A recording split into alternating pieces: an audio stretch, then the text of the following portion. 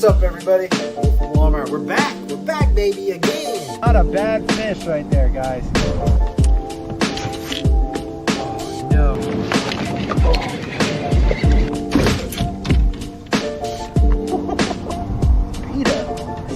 Out here catching Folsom bass right now, dude. Woo, he's a little chunker.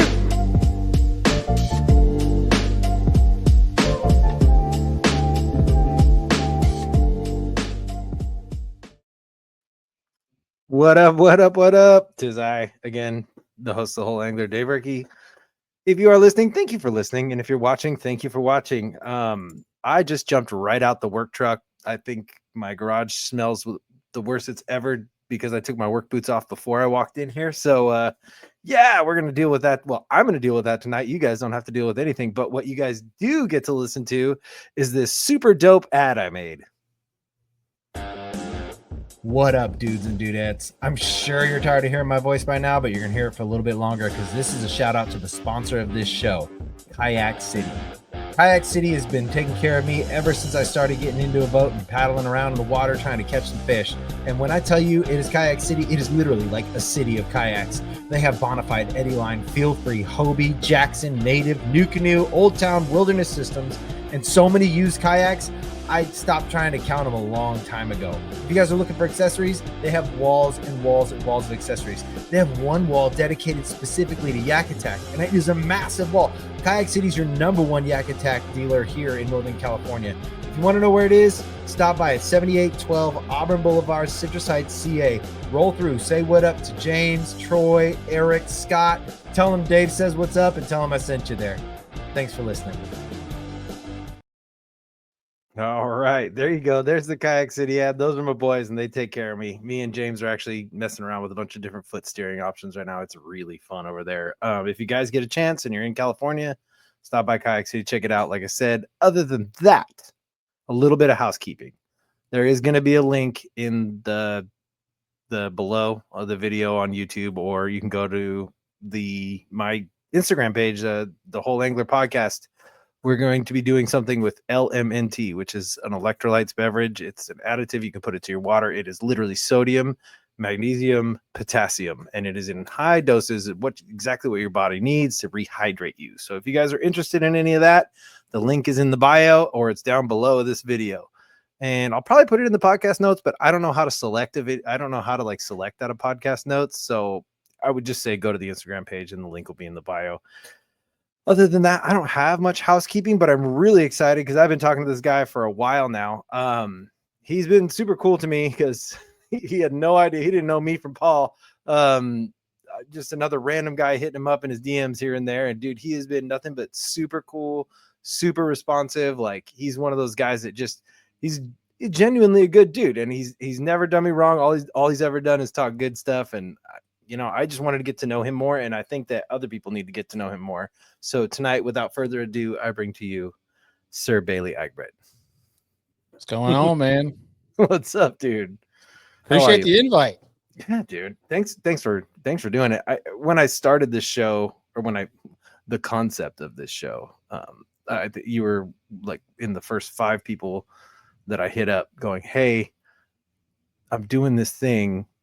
Would you ever want to be on it?" And you're like, "Yeah, sure, no problem, man." I was like, "Oh, well, all right, cool."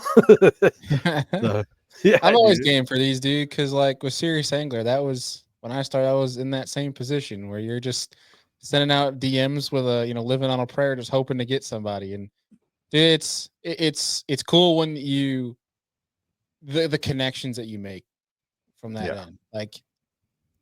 I try to slow myself down a lot with the podcast. When I look at where I was when I first started, and I didn't know freaking anybody in the industry. Yeah. And because of a podcast like that, I have some of the best friends I'll have my entire life, so I never say no to a podcast just for that pure reason. Cause the more we network, the more we grow and the more fishing gets spread, man. So you can't say no to these shows. Hell yeah, dude. Well, dude, and you started in your garage, right? Like you started the podcast, or no, you started at college, like in a college dorm room or something? It was I guess you really could call it a dorm room. It was a small enough house. It was like a 700 square foot, 2-room not even like apartment. Like I don't even know what you'd call it because it wasn't. I don't think it qualifies as a house. Like maybe if a closet was a house. It was I was doing my internship to complete my master's degree, and I was at Notre Dame working for the athletic department. And I was literally like from my closet of a house, you could see the football stadium of Notre Dame and everything, like the that's tight. old touchdown Jesus and everything they call it. Yeah, You could dude. see it from my front porch. That's where I started the pod because I was talking to my buddy because I was a big Joe Rogan nut, and I was like, dude, like I can't fish. I work at 90-hour weeks. Like they're increasing my workload and stuff as a freaking intern, unpaid intern of that. And they're like, I don't get time to fish, man. Like not even on the weekends because it's football weekends, and it's like it was brutal. So he's like, dude, start a podcast. I'm like, oh, nobody wants to listen to me. And I'm like, screw it. We'll just do it. And so like late nights, I just shout out to my boy Mikey Balls, who's an OG on YouTube. He came on so many shows. Like when I was literally like hadn't even posted an episode or created the social page for it, he agreed to come on a Zoom that like crashed 4 times. Like it was horrible. So like that's why you gotta say yes to all these things, man. Dude, that's so dope. Man, I'm sorry. That guy, I've listened to him on a few different shows, and he's just a rad individual. He's the best. He's the best. So cool. Best human, because what you get and what you see on a show of him or in his YouTube videos is him in person. Oh, that's rad. That's so rad. Very that dude. Yeah, he seems super cool, man. So, okay, we're gonna backtrack because we're gonna hit all that stuff. But I just want to start. Where and when were you born, dude? I was born October 25th, 1997 in Rochester, New York. 97? Oh my god. 97. You're making me feel real old right now, dude. In Rochester. So where's Rochester in New York on the map? I mean, I understand the state. I've been. You know where Buffalo is? Mm-hmm. So Buffalo being like basically all the western part of the state, it's like an hour east of Buffalo. It's like if you look at Middle Lake Ontario and just go like 30 minutes south of where like the Middle Lake Ontario is into the state, that's where Rochester's at. Oh, nice, dude. Nice. The heart, man. So I grew up in perfect country for bassing. Oh, yeah, I bet. Dude, okay, I'm gonna tell you, the few times that I've gone to New York, I've actually got to go outside New York City once out of the few times, and it was beautiful. Because I live in California, so I'm sure everybody thinks we all surf. But when I go to New York, the only thing I think of is the city. So when someone was like, "Hey, you know there's like countryside," I was like, "Where?" And we got in a car, and dude, it is beautiful. We don't claim New York City. If you talk to anybody upstate, we don't claim them. we even. I mean, dude, there's legit I don't know what the terminology is for it, but there's legit like a movement every year, like a bill or whatever the hell you want to call it, to make New York City like a DC. It's like its own hub and get it away from like the Vatican. State. Like you in Long Island, just like push you in the Atlantic. We don't want you. And I say that, and I have some of my best friends from Staten Island and stuff, and I'll tell them to their face, like, we don't want you, bro. Like, dude, honestly, so there's a big movement not a big movement. There's always like going on out here in California. There's always got something, and people want to split California somewhere around where I live in Sacramento, and then have a northern and a southern state, and like just completely split it. I'm like, I don't disagree at this point, but people's opinion of California is San Francisco and LA, and that's all they see. So you're like, hey, I gotta say, dude, it was my first time in Cali last week, and it was unbelievably gorgeous, dude. Right, I'll say that. Yeah, you all got freaking bathrooms in the middle of your lakes. That's sick. I've never seen that in my life, dude. Shout out to my boy Chad that was out there being the camera boat, and then I'm like, we were driving past it. I'm like, dude, let's say SS Relief. Like, is that a bathroom? He's like, yeah. He goes, you didn't know he had those? And I'm like, I've never seen that in my life, man. Why don't we have those out east? Like, probably because they would freeze or something. I don't know. You guys have maybe, a little bit more extreme weather. Texas or somebody would have them, Yeah, you could like clean them up at fall, just drag them all in before the first snow. It's like a buoy line, it's a buoy line. No, dude, those things are. When I said I was commented on your your Instagram post, I was like, bro, that's a pattern. Like, you go scope that thing. There's fish on it because they have chains like buoy lines, and they just live on that. They will just. It just depends on what depth they're at, but they're there. It's crazy. No, I mean, you just got a little extra human accent on that spot. I was gonna say you might have a spotted bass that's a little like brown spotted, but it'll be there. That's funny. So yeah, man. So what was it like growing up in Rochester, dude? Like, because I've like never been there. So explain to me how life was growing up. Yeah, so Rochester, I grew up about 30 minutes outside of it in a little town called Avalon. We had more cows than people, and basically like your typical, small country town. Like we literally had our festivals in town were called Corn Festival. Like 'cause everybody's just pick, and chances are you grew up and you're a farmer or farmer's family type of deal. My parents came from more the city, and had my brother and I. We grew up in Avon, and just thankfully my dad's family is super outdoorsy and like outdoorsy, athletic, like into all that stuff. And so like I learned how to skate when I was 3 years old, I think, like barely walking, and I could probably skate better than I could walk. Was out in the woods with my dad before I could even remember, caught my first bass, and I don't remember it. Just my dad tells me I cried like a little baby and handed him the rod. I don't recall the story, but I was apparently too young to remember. So Yeah. it was a perfect town to grow up in, because like we had what was called Genesee River, which was literally a 5-minute bike ride down the road. And that was back in time, like back in time where you could trust little kids to go bike and nothing would happen. Be gone for the day, just be back by dinner type of deal. And my brother and I, we take ice fishing rods and we go fish for carp in the Genesee River. Like, yeah, that was our pastime, dude. We just bring cord and ice fishing rods and try to wrangle in carp and chase them down the river and stuff. And the rod tips just touching your knuckles. Dude, yeah, so awesome. You have nothing. Like you have nothing going for you. And it was the most funnest thing we did as kids. But it was a perfect little small town to grow up in, because good sports. You had hunting close by, you had fishing anywhere you wanted in the heart of the Finger Lakes. So it was a cool spot to grow up, man. That's awesome, dude. That sounds like Mayberry, like that ideal life outside. You know what I'm saying? I grew up in a big city, so when I hear people like, "Oh, I grew up as perfect. We had the outdoors. We just ride our bikes. Life was free." I'm like, man, that sounds awesome. Yeah, dude. I mean, that's pretty much what it was. Like, we weren't. My dad was never like a diehard bass guy. He was just kind of like my dad. Growing up, he had like a bayliner, which no trolling mode, nothing. We literally like, he was more into the pike fishing or kind of whatever would bite, but he like loved going after pike and stuff. And it would more be like go float a flat and throw sluggos in any direction, and had no understanding of contours, nothing. And we just catch bass, and always thought that was fun, but I never like had the addiction for it. I was more into hunting, honestly, growing up than I was fishing. Because my dad was a diehard hunter, huge bow hunter, and as we got older, he got more and more into that. And I don't know what switched in me growing up when my dad got us into kayaks. He sold the bayliner. We had a tandem inflatable kayak. That was my first ever experience in that. Yeah, we sunk a couple times. But that was like all par for the course, man. It was fun. Yeah. I think that honestly, when one of the summers, it's just like hockey camp wasn't going too late in the evening, so we just go fish every night instead. And I think that was probably the summer that I really got addicted to bass fishing. I was like 7th grade, I think.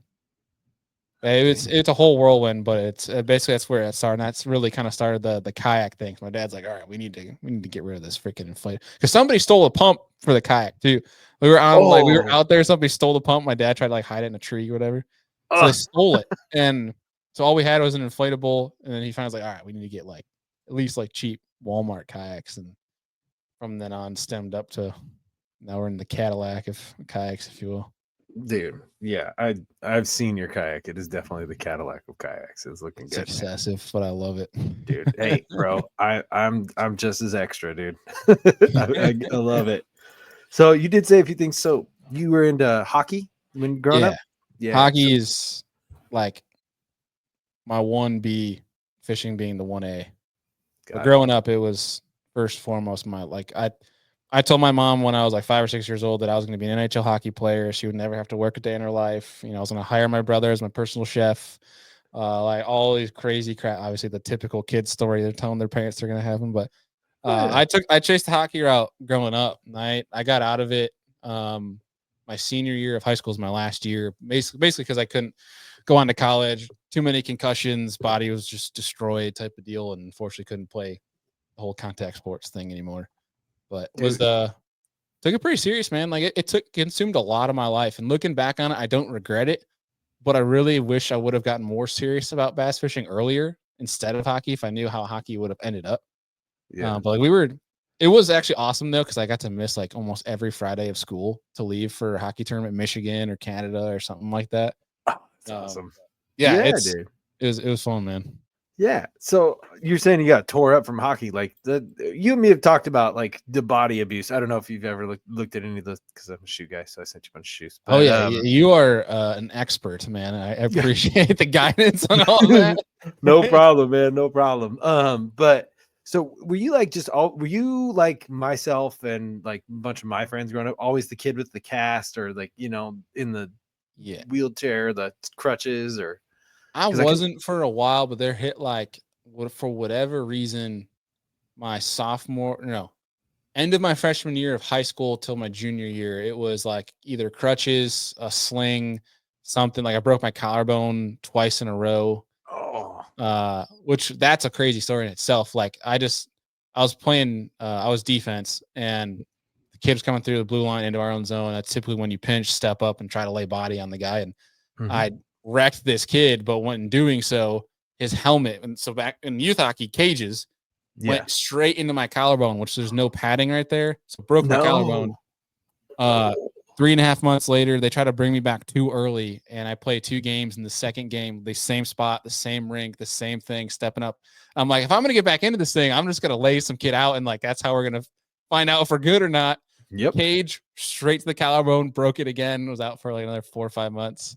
And it was just all downhill from there, man. Just from concussions and tore my MCL, multiple sprained ankles, sprained what the hell is it called? LCL in your elbow or something like that for lacrosse. Like the list freaking goes on, stitches, all that crap, man. I got a better resume for injuries than I do jobs. That's for dang sure. Dude, no, that's awesome. That's awesome. You're like atypical male. Like you're like hockey. I'm cross. I'm putting no brain down, cells, like, nothing. Yeah. Dude, I do have a question though about the concussions. Have you lost like any senses? Not like their sense of smell or anything, but like have you like do you lose sections of time at all or anything like that with the recovery from the concussions? No, I've always just had a horrible memory as it is. All right. At least as I can remember, but definitely didn't help. Yeah. No, man, I just still have migraines. That's it. That's the only thing. Yeah. And those suck. But thankfully, as I've gotten older, and obviously my wife's a saint being PT and she's a health nerd. And they've gotten more sporadic in regards to like spaced out where I would get them like 1 a week type of deal. And it was just when you have a migraine, you have one that's legit. I mean, it's throwing haymakers and you're out. Yeah. Like, you can't do nothing. It'll blind you, dude. Yeah. I mean, yeah, dude, I'd throw up from them. They were so bad. Like yeah, they were brutal. But thankfully it's once every couple months now. So we're good. It's just, I got to work actively. Like I'm one of those guys, I got to write it on 2 legal pads and set 2 notifications in my phone and reminders to remember something. Like I'm horrible about that. I spend a lot of my time just trying to remember the things I need to do that I just waste so much time trying to remember, dude. Like, it's brutal. The first 30 minutes of the kitchen is trying to figure out why you're in the kitchen. Dude, my wife makes fun of me all the time. So I'll go into the kitchen and I do some multiple things, but I will go in. I'm notorious for this. And it's a running joke, but I really don't do it on purpose. I will fill up my water and I will put it on the counter and I'll like grab a snack and I'll walk in the living room with just a snack and forget my water. Yep. And every single time she's like, "You forgot your water again." I'm like, "Son of a," like, I can't help it, dude. I don't know what it is. Like, it's just memory of a goldfish, I guess. Dude, I love it though. It's so good. Like my wife gives me a hard time because I walk in the kitchen, forget why I'm in there. I'll open up the refrigerator for no reason, maybe because I want to feel inspired. And then I close the refrigerator, walk out of the kitchen, and then 5 minutes later, walk back in and check the fridge again. She's like, "What are you doing?" I'm like, "I don't know." Yeah. It's just just go lay down or something. I'm like, "Okay." Yeah. It's the same thing with like, you're at the bottom of the stairs, and by the time I get to the top of the stairs, I forgot what I was going upstairs for. Yes. Yep. No. Yeah. So good. So bad. So yeah. So your body's, like you said, your body's beat, too many concussions. You're not going into college, hockey. What is that like for you? Because I mean, like you said, that was your life. Was that kind of like one of those crossroads where you had to sit and think about it for a while and get in the feels, or was it like, all right, fuck it?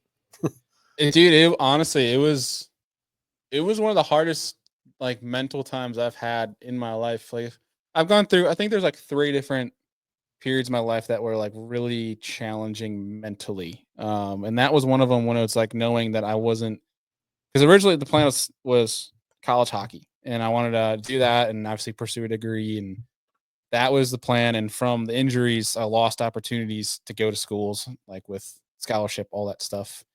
Then had scholarship for lacrosse. Was going to go play D1 lacrosse. That was gone because concussions. That was like the final tally because New York, I think it was like 4 concussions and you couldn't play anymore. But what I had done, it was my junior year of high school. I actually, one of the great teachers of mine growing up, Mr. Paganin, if he ever listens to a fishing podcast, shout out to Mr. Paganin, but he was also the swim coach. And when I blew up my knee, we were just doing after school one day, getting extra help. And he's like, hey, if you want, he's like, I know you're trying to do PT or whatever. If you want, we have an extra lane at the pool. You can come and swim. Be good rehab for your leg. Yes. I was like, all right. I mean, I got nothing else to do. Like I'm somebody, I need to stay busy. ADHD kid, all that stuff. Like, had to keep busy. My parents loved it because I wasn't coming home and bothering them. So I just started doing the swimming thing. And it was like one day he came up to me after like a couple of weeks and he's like, hey, so you're faster than most of the kids in this pool. He's like, you ever want to try a meet? And I'm like, I don't know if I can jump off the block right now because like my knee's still jacked up. But I won't say no. And so once like I got knee was good enough, they threw me in a meet. I got like I think second in the 100 fly or something like that, and it's like all right, this gives me some competition in the winter times. Like when because I was at that age where high school hockey you take a break from travel hockey for high school hockey. It's like you play travel from when you're AAA, which is the uber competitive kids. It's like beginning of August till mid-November, and then you typically break until like February because like the typical winter high school sports stuff, and then you finish out your playoffs and stuff in the spring. And so like for the wintertime, I'm like, I don't have high school hockey here, nothing, so I might as well swim. And so I did that senior year, and when all that stuff went down, I was like, well, I know I want to do for a degree, but I was like, I still don't know what I want to do with my life, and I consider the military and stuff like that. And I went to states my senior year for high school swimming. And there, I just met a guy there at SUNY Cortland, which was a pretty good state school. They had one of the best sport management programs in the country, which was just happenstance. Like I didn't do my research. I was pretty down my mom did most of my college research because I was just after hockey. I was just like, screw this crap, man. Yeah. He's just like, hey, have you ever thought about swimming in college? And I'm like, no, I haven't. Honestly, don't really want to. And just kind of thought about it more. He's like, well, if you think about it, here's my email, whatever. And he ended up being the head coach for that team. And I reached out a couple weeks later. And I'm like, well, I got accepted, for the program. And I was like, I'd love to come out for team, whatever. And that was a hard time in my life though, just because like, at least knew I had something competitive going on to keep me busy. But like, that was my lifelong passion was hockey, man, playing hockey. That's all I ever knew. Like 5 days a week, practice, multiple games a weekend. You had 4 hours of training every single day. And if you're at home, then you've got to be eating right, training at home, training in the summers. It's some of the best times of my life is hockey. It was hard to let go. It was extremely hard to let go. Yeah. I mean, it wasn't just like your passion. It was like you said, it's the direction of your life. It was your life. So to like all of a sudden have a huge like, nope, this is as far as you go. Yeah. That's an emotional shock, like straight up. I've never had that with like a passion, but I mean I have because I'm 43. I can't skateboard like I used to, so I'm like, it's about as far as I go, But I can imagine that would totally. I would spiral if it was me. I would totally spiral on that. I'd be like, fuck everything, and burn the world down. Yeah, I spiraled pretty bad. Thankfully, I had lacrosse as a little cushion. But then once I lost lacrosse, I was just like, damn, all right, well, I was like, Army? I looked at my mom. The look I got from her was not good. Not good. But it was an interesting time. But I mean, I would never trade any of it for the world because like met my wife, she swam, she was on the same team. We were both captains of the swim team in college. Like that's how we met each other. We were, best friends before we even started dating. Like I don't regret a single ounce of it, but it was a trying time getting to that point. Once I got to college, like, sure, do I wish I could go back and still play hockey and lacrosse instead of swimming? Sure, of course. Yeah. But my proudest shit of like making 4 years of swimming, which is hard as hell. Yeah. I'm proud as hell of that. That's for damn sure. But it's definitely do miss of like, I always have the dreams of like what I could have, experienced, like going to my buddies' games in college. Like one of my good friends I played lacrosse with through travel in high school. He went on and he's now in the pro. He's in the Premier Lacrosse League, and watched him play. Like he came to Cortland because Cortland's team was one of the best in the country. He played for Ithaca, and they'd come and visit. So I'd go and give him shit while they were playing at Cortland, and it was like, damn, like I'm just feeling nostalgic and like almost like FOMO when even though I'm there watching, like FOMO if he gets to play and I can't. Yeah, FOMO the ice time. Yeah, dude. Oh man. So do you actually still play hockey like for fun at all? Or are you too competitive? Like you're like, I can't touch it with a 10-foot pole. It's kind of like that, to be honest. It's more of like, I'll go out and skate every now and then. Or it's, me and my college buddies will go play pond hockey and really more focus on the beer than playing hockey. It's more of a shoot around with alcohol than anything else. But no, I can't get back into it to that level again. Someday if I have kids, maybe, although I went and checked out, I'm actually supremely disappointed in the hockey industry right now. Just how expensive everything is. It is unbelievable. I went to go get a new pair of skates because I went to try mine on for this year to go pond hockey. And it was no chance those were fitting. And so I went to go just buy like a cheap pair of skates just to like go hang out with the boys, and like an entry level pair of skates is $400. Oh, yeah. The first thing they had, their flagship model of these Bauer skates were $1,200. I'm like, that is stupid. For skates, dude. Hockey sticks, like if you wanted a decent one, like middle of the road was $300. Like and you go to a point when you get old enough, you break those pretty fast. It was just like I puked basically going into that hockey shop. I'm like, I called my wife after too. I'm like, look, I know I wanted to get it. If we ever have kids, like I don't know, I want to give them to hockey, but I think I'm going to veto that one. We're going to steer the lacrosse route. Maybe track.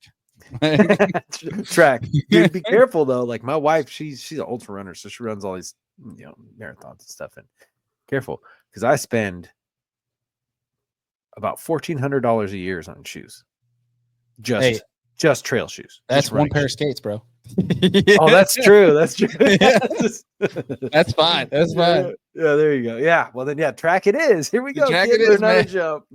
Maybe chess. I don't know. Yeah. We'll see. So you said you had a brother. Was he in hockey with you the whole time, or is he still like into sports and stuff, or is he? He's from like a grade level. He's grade levels 4 years younger, but he's 4 age levels younger, but he's 3.5 years younger than me.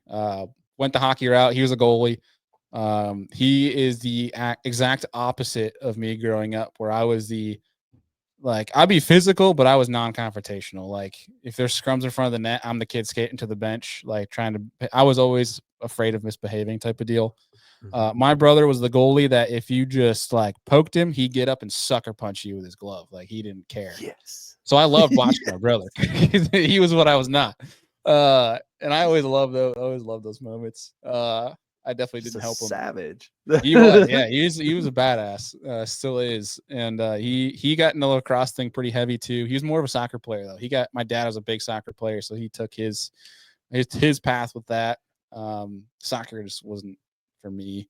But he got really good at soccer. Yeah, took lacrosse very seriously. He could have played D1 if he wanted to. He just focused on the soccer stuff and then didn't really take a sport route into the college. But meat to fishing right now is him to hunting. He's a diehard, really good, amazing turkey hunter, great whitetail hunter. Now he lives in Utah, chases elk, chases whatever out there. And insanely good photographer. Like he literally just called me FaceTime me freaking out yesterday because he had a wolf come 10 yards from his truck and he got insane photos of it.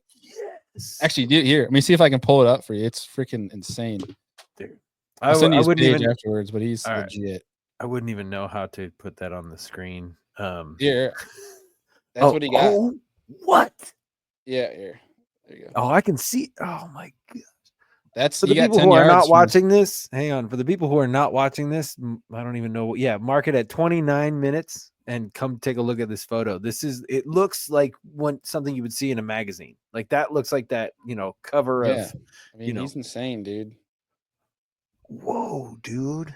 Yeah. It's his Instagram is Josh Into the Wild, and he's insanely good with that, man. And he's got some dreams of doing some outdoor content, things like that. But he's the same as me, just an outdoor nut. There's a old pro skater who lives in Southern California who takes people on these giant long hunts. Like it takes days to get out to shoot like a goat or shoot like it's nuts. They chase boar and bear and mountain lions. You can get pretty much any tag and just it's insane, dude. So yeah, if he's ever interested in coming out to California, He does. He comes out pretty often, actually. He I don't know if you know the Off the Grid group. Sounds familiar, but that's Southern California, right? Yeah, they basically I think they're Northern California. I think they're Northern California. I could be wrong. I'll send you the page. Hey, dude, it sounds familiar. So yeah, but he does a lot of. He's like one of their main content creators, and like goes on the trips with them to like his job's just to photograph. Like they go on these retreats and they take people out and just to like be outside. You don't have to hunt or fish or nothing if you don't want to, and essentially just provide everything for him, all the meals, take him to like these places for views, like hiking, like way back, like 4 or 5 day trips. His job is to bring a camera and just capture it all, and it's super cool. That's awesome. That is up here. I know what you're talking about now. That's why it sounds familiar. That is up here. That's in Northern California. Yeah, that's awesome, dude. So he works with those dudes. That's cool, man. Yeah. So there's a whole mix of all that. You ever go hunting with him? Like, does he take you out? Like, come to Utah, bro. We're gonna go shoot this deer today. We haven't done Utah yet. I'm ashamed I haven't gone to see him yet, but I'm finally full time now this year that we have plans already. I'm gonna go out, fly out. I don't have a tag or nothing, but I'm gonna go help him like scout for elk and stuff for this coming fall. And but yeah, like when he was back in New York, like we were hunting buddies. Like that's all we did together. Yeah. Whether my dad was with us or not, like he's the one that got us into it. Waking us up at 4 a.m. when we were kids before we were even legal to hunt, to drag us out and put us in a blind and make us sit there quiet all day. And to the point where it's like in COVID, like we didn't have jobs. We both lost our jobs because of COVID. So we're like, we hunted every freaking day and just grinded, man. It was some of the best times of my life. Like whether it's turkey, whitetail, whatever. Mm-hmm. We were hunting, fishing every single freaking day. And thankfully we have very supportive parents that both worked from home. So their jobs didn't take a hit and they supported us through all that. And that's awesome. That's definitely some of the best times of my life. Dude, that sounds so awesome. Like, I bet you had to buy an extra freezer just for all the meat, to be honest. We do. Yeah. And I got another one down here too. That's you got to have a venison freezer. You got a fridge and a venison freezer. That's what you got to have if you're serious about it. Because you'll fill up that fridge real fast. Yeah. Tell me about it. My buddy and me were talking about splitting a cow next year for, groceries. And I've never heard that term before. I'm from Southern California, bro. Like I literally like everything was at the grocery store. That's where I thought the cows lived. Like I was just I was not that guy. And my buddy was like, "Hey man, you want to split a cow?" And I'm like what? That's got to be a term for something I'm not aware of what you're talking about. He's like, no, like literally, like we'll split a cow. Like I'll get one half, you get the other half. I was like, of a cow? He's like, yeah. I'm like, what? Like the front and the back? He's like, no, we'll split down the middle. I'm like, what are we gonna do with it? He's like, dude, we're gonna eat it, bro. Like, and he had to explain the whole thing to me. I'm like, oh, like that makes total sense. Like, he's all, so you got a freezer in your garage? I'm like, I got a mini fridge. He's like, no, dude, you got to get a deep freezer. You got to have a freezer for your meat. And that was like, at that point, ever since then, I was like, okay, he knows.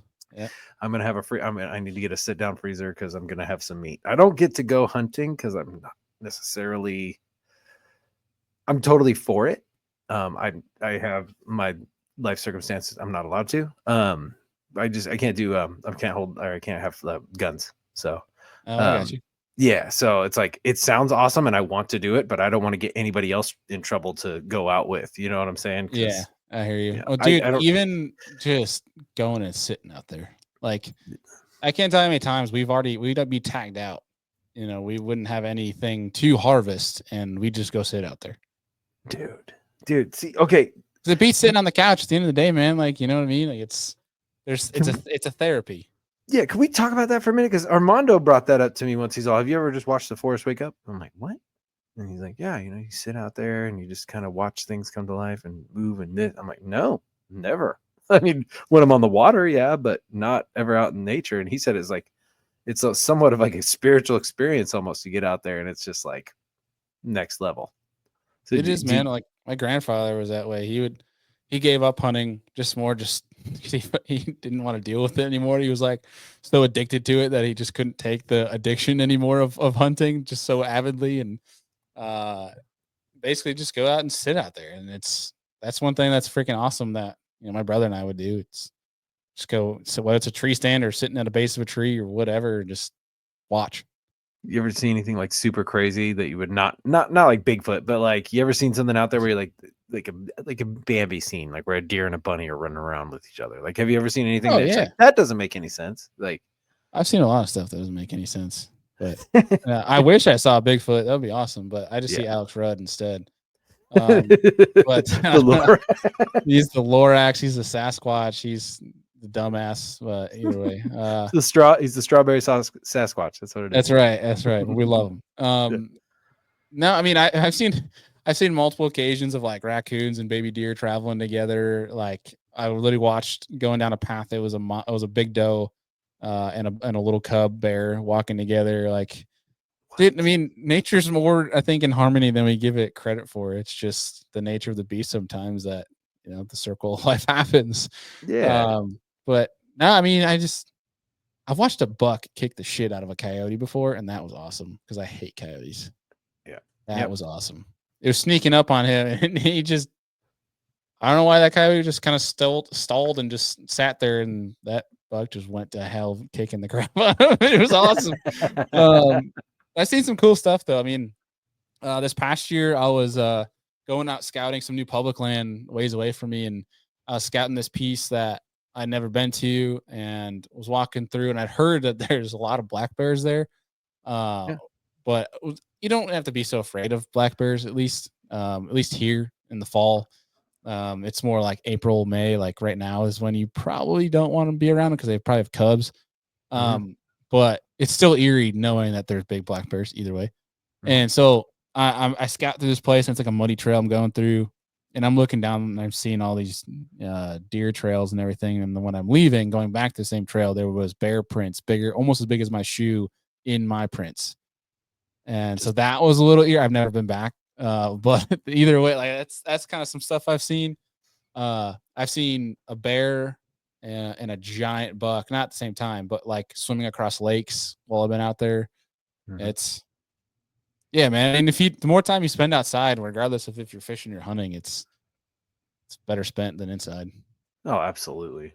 There's something to be said about that, just for the emotional and mental like peace that you get from just being in nature, out in the sun. Just the outdoors air, fresh oxygen coming off those trees. Like, dude, it's something to be said for that. All right, so I'm gonna jump back just because I'm that guy. You said you were swimming in college and you got a girlfriend who's now your wife.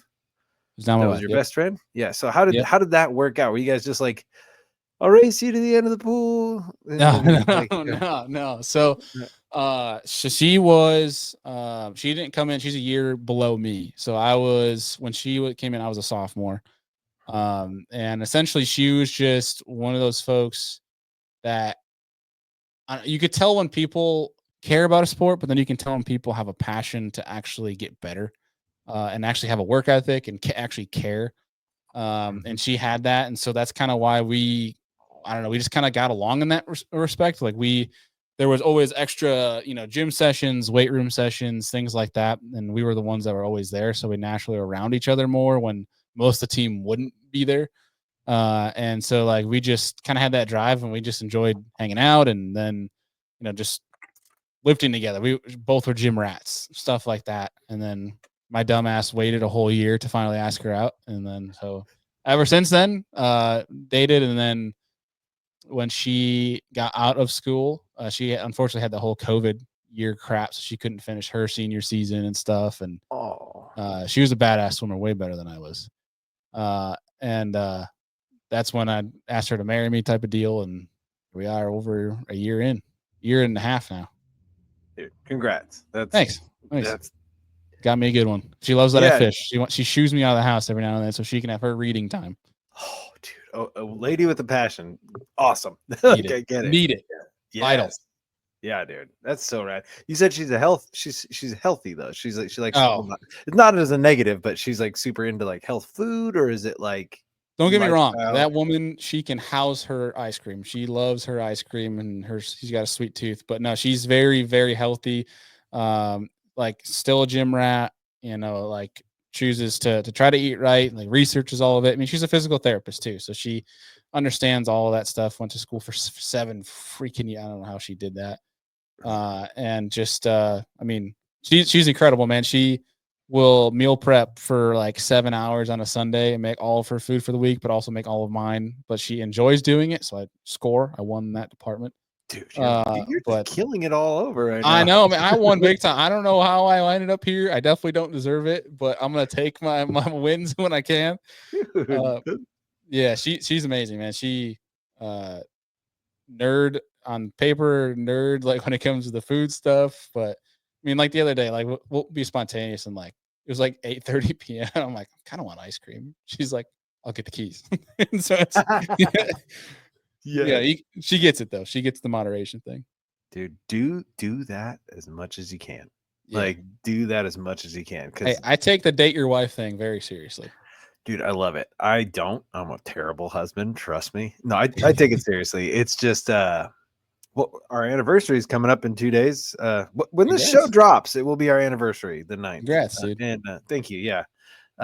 It'll be our second or third. That is a good question because you got 2 days to figure it out, pal. Yeah. We have it on a cutting board somewhere. I'll go find it. But we got the toddler now, so it's like those late night ice cream trips. It's it's kind of hard because the baby's got to be down, and we don't have anybody to watch her, so we can't just cut out and go get So I try and order it in, or because we have DoorDash. So like, I was gonna say, yeah, DoorDash that thing, man. DoorDash some ice cream and like hang out, and like she's also a health nut. Does your wife make sourdough bread yet? Yes. Does she do it? Does she do it because of all the positive health effects of sourdough versus other breads, or does she just not like? Okay. Well, that and she just enjoys making it. When she makes it well, she's proud of it. Like she literally says she's been practicing making steak because she wants to make steak better. And I was like, good Lord, woman, you are incredible. Because usually it's me on the grill and stuff, but in the wintertime, like when we have 4 feet of snow, it's hard to grill. Yeah. And so she tries to make steak on the skillet and stuff. And so she practices it. And I'm like, you're nuts. Like that's so awesome though. Yeah, like I don't deserve this at all. Yeah. I appreciate it. Yeah. 1000%. Dude, me too. There ain't nothing better than like a fresh, warm sourdough straight out the oven. You just cut into it and take a piece, a little bit of butter and walk away. That's my get down. But I got blamed the other day because a loaf of sourdough went missing. And I was culprit number 1. Like she did, but it was Bailey, 2 weeks. She was very quiet about it, but I knew she knew that I stole the whole loaf of sourdough because that would be something that I would normally do. Like, I'm not afraid to say I like to eat. And no, I kept telling her it wasn't me. And then 2 weeks, the dog's digging in the backyard, and sure enough, he because he buries stuff all the time. He pulled up this fresh loaf. Well, it's not fresh anymore, but this loaf of rotting sourdough. He stole the bread off the kitchen and went outside and buried it. I was like, yes, justified. But yeah, no. So yeah, she does sourdough. Do you guys do supplements and stuff like that around the house along with your meals and stuff like that? She does a lot more than I do. I take greens and stuff, especially when I travel, because I know I won't be doing as good eating fruits and veggie stuff. But I'll take greens and then just take like a vitamin. That's usually about all I keep to. Do you do your glucosamine yet? I don't even know what word you just said. Okay, it's glucosamine chondroitin. Yeah, I don't know what that means. Sounds like somebody from Star Wars. Ask your wife about it, because there's like foods she'll turn you into like like raspberries and stuff that are natural anti-inflammatory foods. Like dairy's inflammatory for your body. I'm going to sound really weird right now. Dairy's inflammatory for your body. So if you have joint pain, dairy is inflammatory. It will actually inflame. Although it's high in protein, it's also high in inflammatories. So you'll actually get more joint pain. And then if you eat like strawberries, say you twist your wrist ankle, whatever, start housing, not strawberries, raspberries, start housing down some raspberries, or do what I do because I like, my food, glucosamine chondroitin. Huh. I'll text it to you afterwards. It'll help your joints. It's fresh oil on the joints, basically. It's fish oils, it's krill oil, it's all sorts of other stuff you can get. Dude, your elbows, hands, everything will thank you, especially in the cold months. Yeah, see, the more you know, man. That's crazy. Yeah. Sorry, I just we've been No, you're talking good. about Like, yeah. thinking about it now. So, like, I used to drink like a gallon of milk every 2 days. Oh yeah. And I stopped that like a year and a half ago. I cut milk completely. I do almond milk every now and then, like with my smoothies. I have a daily smoothie with all the fruits and stuff because it's much easier for me. I'm weird with fruits, dude. If it's not an apple, a banana, or a pear, I can't like eat it outright. If that makes sense, I have to put it in a smoothie and blend it. So like I'll have almond milk with that, but I cut out milk completely, and my back has felt better. I don't have as much back pain. Mhm. Now you're saying like how that inflammatory, that makes kind of a lot of sense. And if you really want to do the science project, like bend your finger backwards or something where it's sore but it's starting to swell up, and start housing some raspberries, and I guarantee the swelling will go down in half the time that it would take if you didn't. Huh. Yeah, it's weird. But you'll also shit your pants. So like there's that too. There's that too. Yeah. So you're out of college. 2020 happened. The shock of. And so where do you go from here? Like you had no job. You I just think got your mic switched. got married. Just heads up. I think your mic switched. It changed. Oh, hang on one second. Hold on. Yeah, You're good. it'll do that. Sorry, dude. No, you're good. I just figured I'd tell you before you went on the full show with the different mic. Can you hear me through this thing, or is it only through this thing? It's through your computer, I think. All right, let me see this thing. Settings. Audio. Hello. Yeah, it switched. There's no way to. Yep. I'm stuck. This is what I was talking about with all my equipment. It's been tricky. Hang on one second. You're good, man. So, but my question was, where do you go? Like you said you had no job, but you're just getting married. Did you get a job in that time, or what were you doing with your life at that point? Yeah, so essentially I did when I finished my degree, that's when all the chaos stuff happened with COVID. And so I actually, my first job out of college, I learned very quickly at Notre Dame that I wasted my entire time on sport management, and I did not want to get into college athletics like I had anticipated I wanted to. Just wasn't my cup of tea. And I had actually got a job working for Douglas Rods here in New York, which was about an hour and a half away from the house, and worked for them for 3 months. They let me go because of COVID. And then essentially from there, couldn't get a job in most places. That was like a really hard time for a lot of people. And my dad just, after some stressful couple months of just trying to get a job, my dad just sat me down one day at dinner while we were having food and having a beer, and he's just like, you know what? He goes, you're in a very rare time in your life where you don't need to work right now. He's like, take this time, go fish, go hunt, go chase what you're passionate about. And he's like, I'm not saying don't go look for a job, but he's like, go enjoy your day.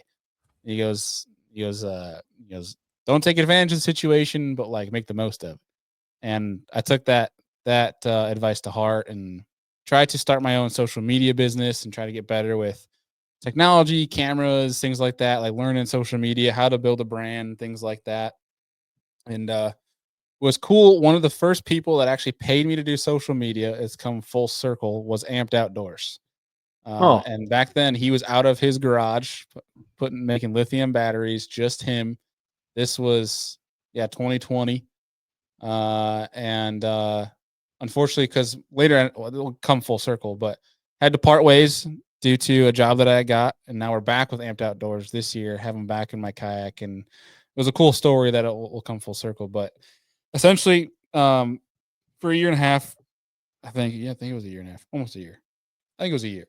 Essentially, I was trying to do my own thing, just wasn't panning out. I'm like, I need to get a job. I'm still living at home, wife or now fiance, right? She's getting out of school, and I'm like, I need to get a gig. And Ended up finding a job that sounded pretty cool. I didn't know what freaking public relations was too well, but I was like, this sounds cool. They got some outdoor clients, and there's this place called Gunpowder, and I owe them a lot because one, they're incredible people, an incredible team. Like I still talk to them to this day. Had phone calls with people I used to work with literally today. But I started this job remote, working from home. Basically, did PR for a place called Gunpowder, and my main clients were Pure Fishing, Johnson Outdoors, so like Humminbird, Minn Kota, and X2 Power batteries. So like literally dream brands that I grew up loving, and worked on that stuff for 4 years, basically up till this past Christmas 2024. Well, that job allowed me to get my own place, allow my now wife and I to move in together. So we've been living together for almost 6 years. And so, but then I'm now a complete full-time content creator, podcaster, as of January 1, 2025. Dude, that is so epic of your dad to like see that, take note of it, let you go, and then you basically you found a job that curated your future. Like, Yeah. that's Yeah. so awesome, man. I got really lucky with that job, to be honest. I mean, that was, if I didn't, and I told them this, it was very, very painful for me to leave that job. Because I tell my dad this all the time, I blame him for the reason why I'm not there anymore, because he has side businesses, he has side hustles, he has that entrepreneurial mind. Like he started drone businesses and stuff like that. And my dad is the most hick nerd you'll ever meet. You said drone business? Yeah, like farming, like mapping, stuff like that, like realtor drone shot, like that, all that stuff. He was on he was on the like the early, like he was one of the early adopters of all of it. Oh, that's awesome.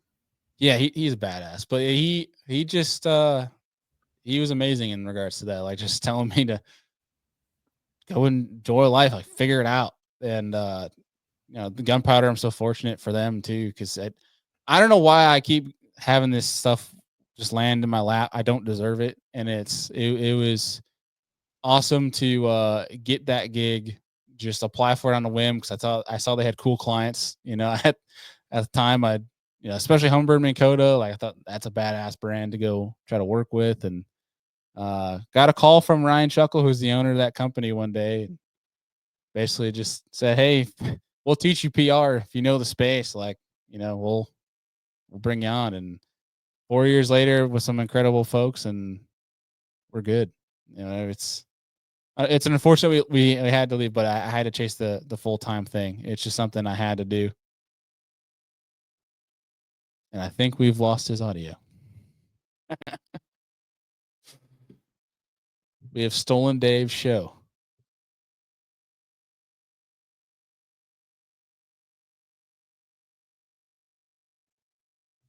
We will sip our beer in awkward silence as we wait for Dave.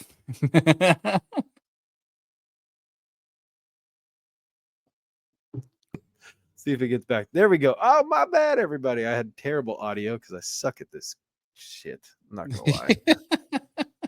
You guys want to come on a podcast that's like the worst one ever? Hit me up. I'm down.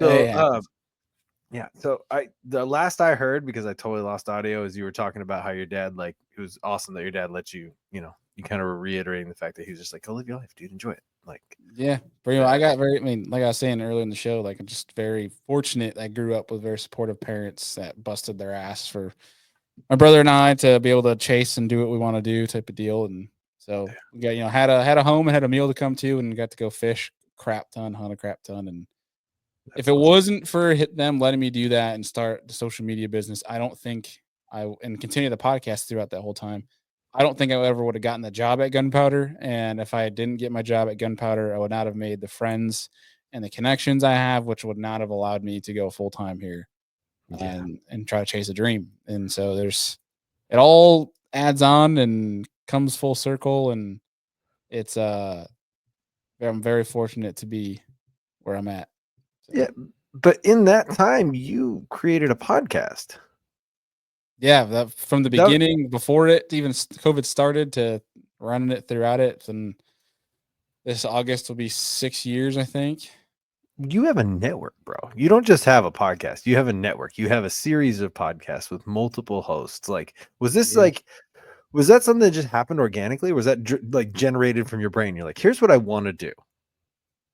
Dude, I mean, I didn't have like this big blueprint like when I started Serious Angler. Like Serious Angler was a name made by my buddy Ryan Killen, who told me I should start a podcast. Like he made the name for me. And it was just like, all right, that sounds good enough. Let's go with that. Like, Yeah. because we're serious about it and we love learning. And that was the whole idea, was to get better at fishing and learn. And I couldn't do it because I wasn't able to fish. So I'm like, the next best thing is talking about people who are actually fishing. Yes. So I just started from just like me simply wanting to learn. That's always been the foundation of it. Cause I just, when I learn things in fishing, learn more about the fish, that is what that's what draws me. Like, you hear Polnick talk about like, the trophies are great, the money's great, things like that, but it's the feeling he chases. Mhm. That's kind of like it for me. The feeling's great, the learning, and when something works and I learn something about that fish, I don't know, something about that is I get more excited and more hyped when I find giants and find fish in places that are difficult to find fish than I do actually catching them. The catching them is fun, but when I can find them, that's what drives me, dude. Like and when I can understand why they're there, especially when I can find them, lose them, and re-find them again, and know exactly why they did that. That I could die a happy man in that moment, dude. That's my thing, dude. That's what keeps me going. And that's what started Serious Angler, was that fact of just the learning aspect, to the understanding of bass, and so that fostered into that, and just I did that for 100 episodes. And there's a guy local to me that got on shows that was great at talking. He talks a lot. He's an old ass man, and I tell him he's an old ass man. He's only like 32. And said one day, like, hey dude, I need a co-host because it's hard to do solo. And Andy Full joined the show.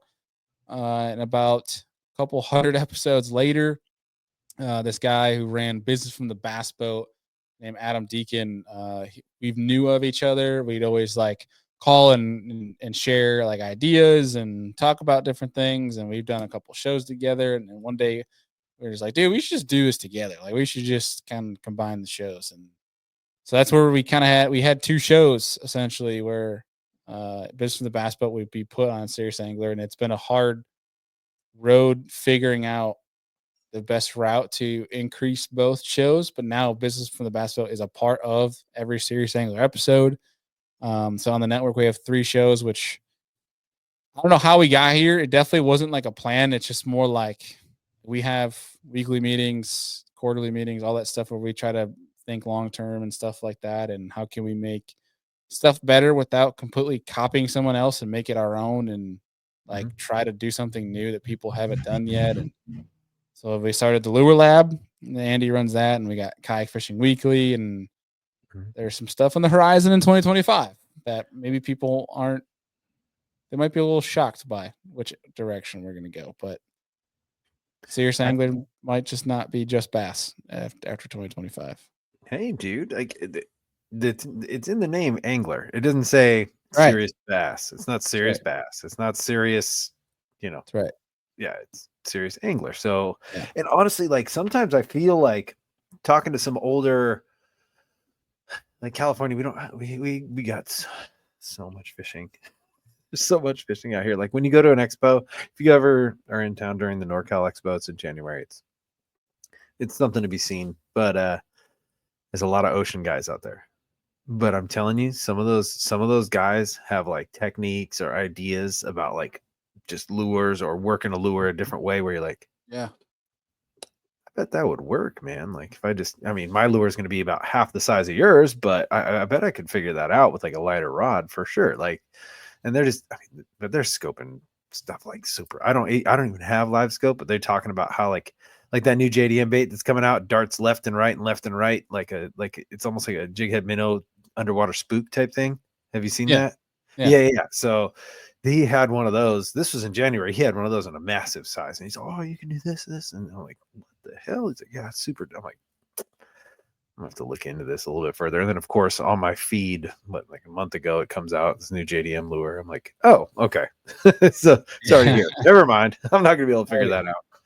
But dude, I like what you're talking about. You chase the feeling. Like when you are out fishing, is that like a reset for you, or is it just like I need to go catch some fish, or is it I need to go figure this out? Like what's fishing for you right now in this day and age? Because I mean, it changes as you grow. But yeah, I think it changes where I'm at and what I'm doing. Cause like my mindset on a Wednesday, like, I mean, I went fishing a couple days ago on a Friday, and like that was just more like I'm home. I need to go finally fish in the north. That's just I need to go see my pets. You know, I need to go see if they're home and they're cozy and ready to get caught. And it was just more of like, you know, I'm finally home. I don't have crazy travel going on. Like I'm back to a new routine. I need to get used to it as a full time, running my business. And that was just more of kind of like embracing what my future is about to become and hopefully become, and hopefully I can keep it because I worked my ass off to get here and I need to work my ass off even harder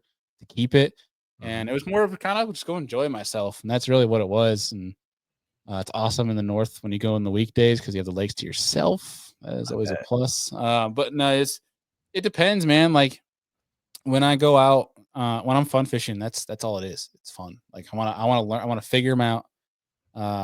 And that over time changes because like if you go to the lake so many times, like you know where they're going to be, and it's just more. That's like I'm just going to go jack their face. That's all I want to do. So it depends. Like I mean, there's new stuff where it's like I'm going to go to a body of water I've been to before, but I'm going to do something completely different in the sake of learning. Yeah. I might not catch a single fish today. I might epically fail, but I'm going to learn. Like I'm going to learn something, whether it's from something good or something bad. Tournament time, like if I'm going into practice, that is, I have a mission of it's seek and destroy. And that's usually that I'm not chasing a feeling. The chasing I'm trying to do is put a giant on the board. That's usually what I'm trying to do. Or practice, it's a search mission. I have different mindsets, I guess, if that makes sense. Yeah. Different approaches from that. Like I approach a practice day much different than I approach a fun fishing day. So it's at the end of the day though, like I enjoy all of it, all the approach to it. I love the process of preparing for a tournament. I love that. But at the end of the day, if I'm not enjoying it, I'm not going to do it. So I don't know. It's just, I guess for me, like, I think it comes back to just the learning aspect. Like the coolest thing I figured out with Lake Fork for that national championship, like the stuff I learned, that's the coolest thing to take home. Like, yeah, I caught an 8-pounder. Like, cool. I'm more happy if I figured out how to catch the 8-pounder. That's what I'm hyped about. Like how he ate. Yeah. Yeah. I mean, I sucked, but like, it is what it is. Like, that's not, I'm more happy with the learning aspect. I'm a dumb New Yorker that went down to Texas against some hammers and figured them out. It's, that's the stuff I chase, man. I think it's just the advancement. Like, I'm super uber competitive and I'll get down on myself type of deal. But like that quickly, I give myself the 24-hour grace period to be mad, be disappointed, whatever. And I've noticed through a couple of years, I don't get as pissed off about sucking, which is nice. But no, it's just the learning stuff. Cause I know the next time I go to Lake Fork, I'm gonna be way ahead of where I was going into practice day 1 of Lake Fork this past year. So that's what I chase, I think. Yeah, man. Let's talk about that for 1 second because I really want to get to know Tournament Bailey, to be honest, because I feel like you're a guy who like just goes for the throat on everybody, like not cutting everybody's lines, but like, you know what I'm saying? Like, I feel like you go out there like trying to kill, but let's talk about that. You went to an entirely different state, a body of water, and you've never fished Lake Fork before. Do you just get on the water and just see water? Or are you automatically like that landline looks like it's going to be a ledge? That landline looks like a long bank, or or is it just kind of overwhelming to begin with, and you just start fishing? How does that work? I don't think it's overwhelming. I don't overwhelm. I don't know. I've never been overwhelmed fishing. Like even going to like a place like Lake Norman that has just a million creek arms and things like that.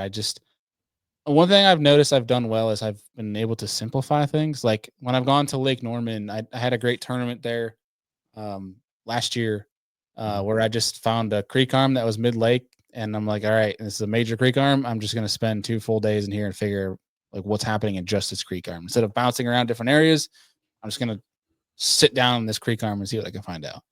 Yeah. So it's not overwhelming, and my process has evolved, and it's going to continue to evolve. But no, I mean, like Lake Fork, man, I just, obviously there's study that goes up to it, what they should be doing. You can watch, there's so much, obviously in a lake like that, that's so historic. There's so much information that you can take. I try to ignore that for the most part, because when you go into it with so much information, you usually crash and burn more often than do well. So usually, like what I do my first day of practice is I just simply go on and use One Boat Network, use the Omnia app. I use Google Earth, and I just see what area just looks fishy. I don't care if it's a community hole or nothing.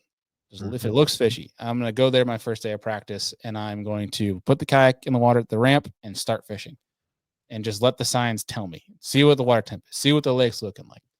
How does that lake set up? And just start seeing if I'm getting bites. How many boats are in that area? In Lake Fork, there's typically 2,000 boats in every single boat ramp. And just from there, I adjust from what I see. Like if the water's too cold, then I go further up lake or down lake. It's just, I guess I adjust by day. And then if I find something that's pretty good that catches my eye, which has not happened yet, besides for like 2 tournaments, then I lock in on that area and I try to figure it out as much as I can. Yeah. And like if fish are staging, I'm looking, what's the weather going to be like the next day? If I find it in the first day of practice, I have 2 days of practice left. I'm gonna look at the weather. I'm like, does it get warmer? Does it stabilize? Is it getting colder? If it gets colder, where do they back up to? If it gets warmer, where are they going to go? Yeah. And I try to practice before, like ahead, if that makes sense. If I figure them out, because that a really good piece of advice I got, and again, this couldn't have happened unless I worked for Gunpowder.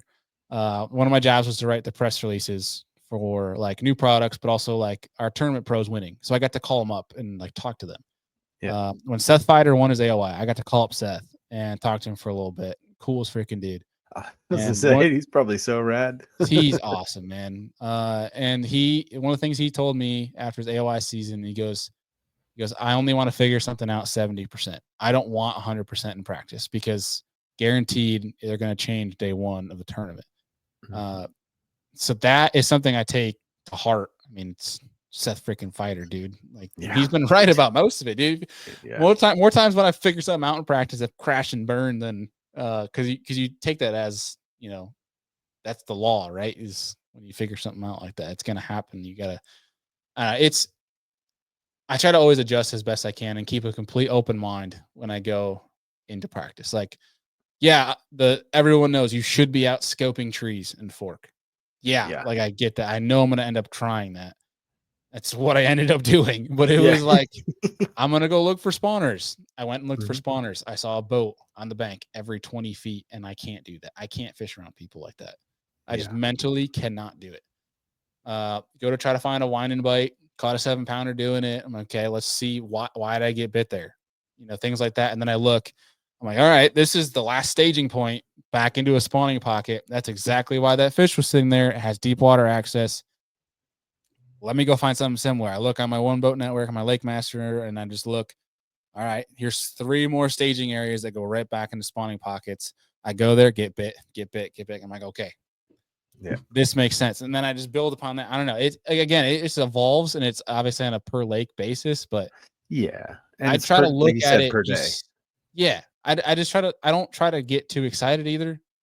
Like, which is sad to say. Like, I caught a 7.5 pounder, and I'm like, cool. All right, why? And I didn't get to enjoy it. Like the 8-pounder I caught in the tournament, I didn't get to enjoy it. Like I had to. I'm just in tournament mindset. Like I'm competitive mode. Like there is no hooting and hollering. I'm like, sick. That's a big fish. And then I just put it back and I keep going. I don't know.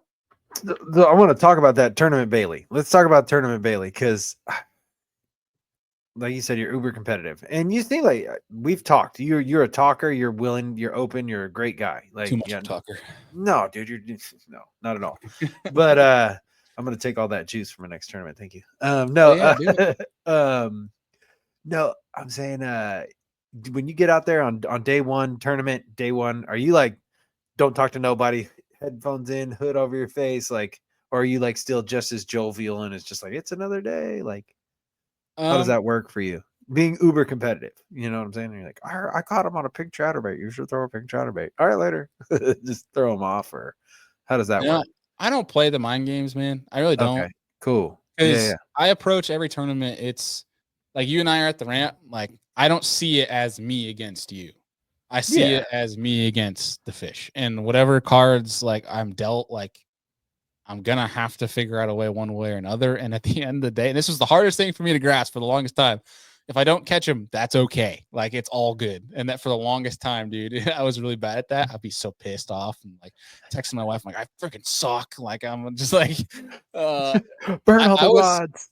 I wasn't like a bad loser, but I was just an asshole to myself, like to an extent where I needed to, correct that. And I have, and it's made life a lot less stressful when it comes to tournament fishing. But I'm competitive as hell when it comes to me chasing the fish. But like at the ramp, like if I see my buddy, like I'm not gonna go try to say hi and shake hands to everybody at the ramp. But like if I see my buddies, I'm gonna go say hello, just chat, just be friendly to everybody, help anybody out that needs help, type of deal. And then once it's go time, like I'm focused. I'm not gonna be a jerk. Like, I mean, they won the national championship, one of the biggest events I've ever been in, and we're blasting off. And I'm with Marty Hughes, and we're in 3-footers on Lake Fork, and we're chit chatting about a completely different lake. And like, I don't, because we're like, he's like, "Are you going back all the way to here?" I'm like, "Yeah." And he's like, "All right, I'm going that way too." He goes, and he's like, "I want to ride with somebody because these waves are so big." I'm like, "All right," like we're going back, like we're going to the same place. Marty's a great angler, a great guy, and I'm just like, okay, we chit chatted. Like, it's not like you're dead to me type of deal, or I'm gonna kick your ass. Like, it's nothing like that. I'll say it to my buddies in my local tournaments, like as a joke. Yeah. That's your buddies though. That's good. Yeah, That's and healthy. I've experienced the guys that are like that, and it's just like, you know what, man, you do you. It's all good. I'm not wasting a breath of my day dealing with that, and I'm gonna go do my thing. I enjoy the competition of me versus the fish type of stuff. It's never me versus another angler type of deal. That's how I probably mean, especially my local stuff, man. I love those to death. I love those. They're so much fun to me because it's a big community here at home.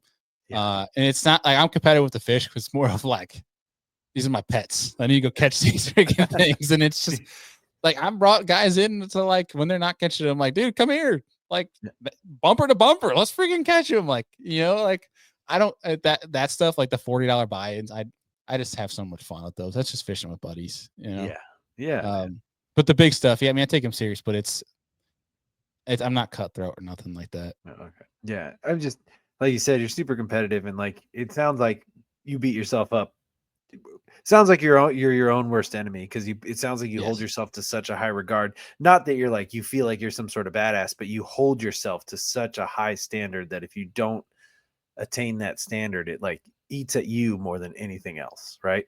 Yeah, 100%. I mean, I was that way all growing up. Like, I could have played a great game in hockey, had, we win, have multiple points, play a great game. But if I had one bad pass, I'd be beating myself up about that one thing. And I think that's been a negative for me, but also a good thing in the long run, because I think that's pushed me. But in the fishing side, I learned to quit that, because it's good to push it. But like I said earlier, I've given myself a 24-hour grace period to be annoyed, but I don't wear that on my sleeve, if that makes sense. Like, you wouldn't know that if you came up to me and you had a great day. I'm going to focus all of my negative stuff, like, back in my mind, and I'm going to try to forget about it by learning about your great day. Like, dude, you know what I mean? So it's stuff like that. Like, you don't know it because it's in my head. Like, I don't show it. Like, I don't get pissed off on the water. I don't slam stuff, that sort of thing. I might swear at the fish, call them an asshole or something like that, but that's about it. They are, though, dude. That's a real deal. Even if you do catch them, they're still assholes. I know. That's what I'm saying. It's awesome. That's awesome, man, dude. I have one more question for you, and then I have like a whole list of questions. All right. But do you feel that this move to being a full-time content creator, like, it sounds like your wife supports it, sounds like everybody's on board, what was your hang up to this point? Was it just a fear of not doing it, or what was the hang up for you there? Like, why didn't you jump in sooner? So one was I loved my team at Gunpowder so much. Like I was spoiled to have a job like that. And like I was saying earlier, if I didn't have an entrepreneurial mind and this desire to go do all these things throughout life, I would have been very happy staying at Gunpowder and working my way up the ladder. And it was an incredible job in an industry that I love. But it was hard to leave them. Like I was most petrified to tell my boss and my team just because I love all those people. Um, Thankfully, they are incredible and they supported me and they're happy for me. They're like, hate to see you go, love to watch you leave and go do great things type of deal. Like that's what they want. But it was that and one the fear of flopping and falling on my face type of deal. There was a lot of that, and then just trying to be a good husband and not like, hey, I'm doing this thing. I don't have guaranteed money, but I'm gonna do it anyway. Because there was as soon as I started thinking about it, of course, like your phone listens to you and somehow knows what you're thinking and says the best time to do the dangerous thing is now, and like all that motivational bullshit. And so I'm just like, damn, dude, do I do it now? Like I have no guaranteed money for next year, and I'm just sitting there. I'm like, no. Like I need to. It's a scary jump, and I'm going to make this big risk, but I'm going to try to make this big risk as intelligently as I can. And thankfully, I just had the brands and the partners that stepped up big time and believed in me. That my wife and I, we talked, had long conversations on it, and she just wanted me to do this for a long time. She wants just as bad as I do because my schedule now allows us more time together. Whereas I had it was up at 5 a.m. in bed 11:30 p.m. maybe because Gunpowder's in the middle of the day, but I'm waking up to edit and I'm going to bed doing podcast shit, and then I'm editing more after that. We weren't seeing each other as much, and so this all opens up so much more time together. It's been incredible so far. But it was, I'm like, I need to be a supportive husband. Like we got bills to pay, so we agreed. Like, hey, if you can hit this number in guaranteed contracts for the year, you can make your jump. And it was a phone call I got from Tim Tipton at Sniper Marine, basically to help them with a bunch of stuff. Like they're an amazing partner and supporter of mine. Basically one day they're like, hey, we need some social media help and we need content help. And also we'd love that you rock our poll and want to support you in that way. And basically like, we want to get involved. And like, let us know what it takes. So I wrote a proposal, and it was at a time where I'm just going to get after, see what happens and hope for the best. And got a call from Tim one day and he pranked me and he's like, yeah, there's no way in hell we're ever doing any of that. And he goes, I'm just kidding, buddy. We're going to do it all. And I'm like, I almost started crying on the phone with him, dude, because I knew what that meant. And I called my wife and I was basically crying. And I was like, yeah, like we're doing it. Like we hit the number. And thankfully, brands stepped up and we're taking the shot now. And I just got to work my ass off to keep it, man. Yeah.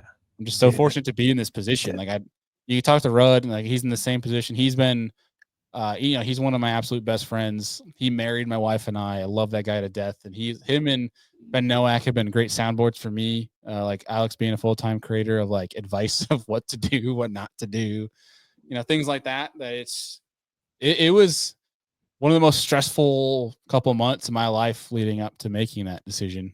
And I'm still stressed about it. But it's a stress I think I need to have because it wakes me up every morning and gets me, a kick in my ass to get moving every day to get after it. And, it's not a bad stress. I think it's one that's needed, and it's, yeah.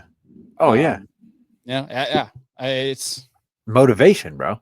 It's 100%. Motivation. Yeah. Yeah. I mean, yeah. And like you said, you have like this highly entrepreneurial spirit, right? So, and you did say that the fear of failure is something that like would definitely hold somebody back. Fear of failure holds 90% of people back from succeeding at anything.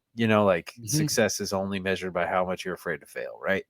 So, when you look at it, like we were talking about this the other day on the phone. Well, I was talking about it. You said one sentence, and I sent you about, I don't know, a novel of the similarities in skateboarding and fishing. And like, I feel like with your spirit and who you are and the fact that you have been in fishing and hunting so long, and the amount of failures to successes, like when you go out and go fishing, like you don't catch a fish every cast, dude. You don't catch a fish every lure. You don't catch a fish every time. Like it's just not how it goes. So your failure rate gets higher and higher and higher, and your success is so much sweeter during that time. Like when you finally get a small success of, oh, I got one or whatever, you know what I'm saying? But in that success, you learn something, and you learn some of the best lessons, and you can move on, start to create a pattern. Like, so like what you're doing now, do you feel like there's ever been some sort of amount of failures that has led to the success, or is it seriously just you've been so calculated in making all your decisions? That's a really long question. Sorry. No, you're good. I'm trying to really think on something. You know, I mean, failure wise, like it's been, I mean, looking back on it in the moment, they felt like failures of like not getting a job that I really wanted, and not getting a brand that I really wanted to work with, or, you know, like, I mean, sports wise, like losses, you know, those are failures in my eyes. But like, looking back on it, I wouldn't change anything because, like I was saying earlier, I don't feel like I don't deserve what I have right now. It's like I have a major case of imposter syndrome of like where I'm at, you know, of I've had the things that needed to go right, you know, and I'm trying to take as much advantage of that as I can and embrace that and do all the right things and bust my ass to make sure those things keep going right. To basically, and that being said, like I've done my very best to eliminate as much potential for epic failure as I can, like not making the jump when I have no money. You know what I mean? That could have been horribly wrong, you know, or leaving gunpowder on bad terms, something like that. Like just saying, "Hey, I'm done." Where it's like when I left there, I gave him like 3 months basically, out of just respect, just because I love those people. And it's, I don't know, like I haven't had, knock on wood, an epic failure yet, and I know I'm going to, but I'm gonna work my ass off to try to not. But well, everybody has them. You know? Like I was saying, like this, the failure success rate is so skewed, especially in life in general. But the best part about I had a buddy of mine. He's older and wiser. He's like a giant white haired Jesus on a motorcycle. Like he's that dude. But he was like dating this chick or whatever. You know, it all went wrong. She was crazy, et cetera, whatever. You know, I was like, man, like, dude, like how much is your loss right now? Do you feel like heavy sense of loss? He's all, you know, I feel more like I learned a lesson than feeling the loss. Like I learned a lesson from this failure. I learned more about myself and the type of person that I'm bringing into this situation by failing. When I succeed, I just assume that I'm the shit. And I was like, oh, that's awesome point of view. He's like, yeah. So it didn't work out, but I learned a lot. That's, that's the cool. one thing that rings in my head all the time. And he is an idol of mine. And I never told him, but like he's the only guy in this industry I've ever gotten starstruck by. But everything he says, I take as the Bible.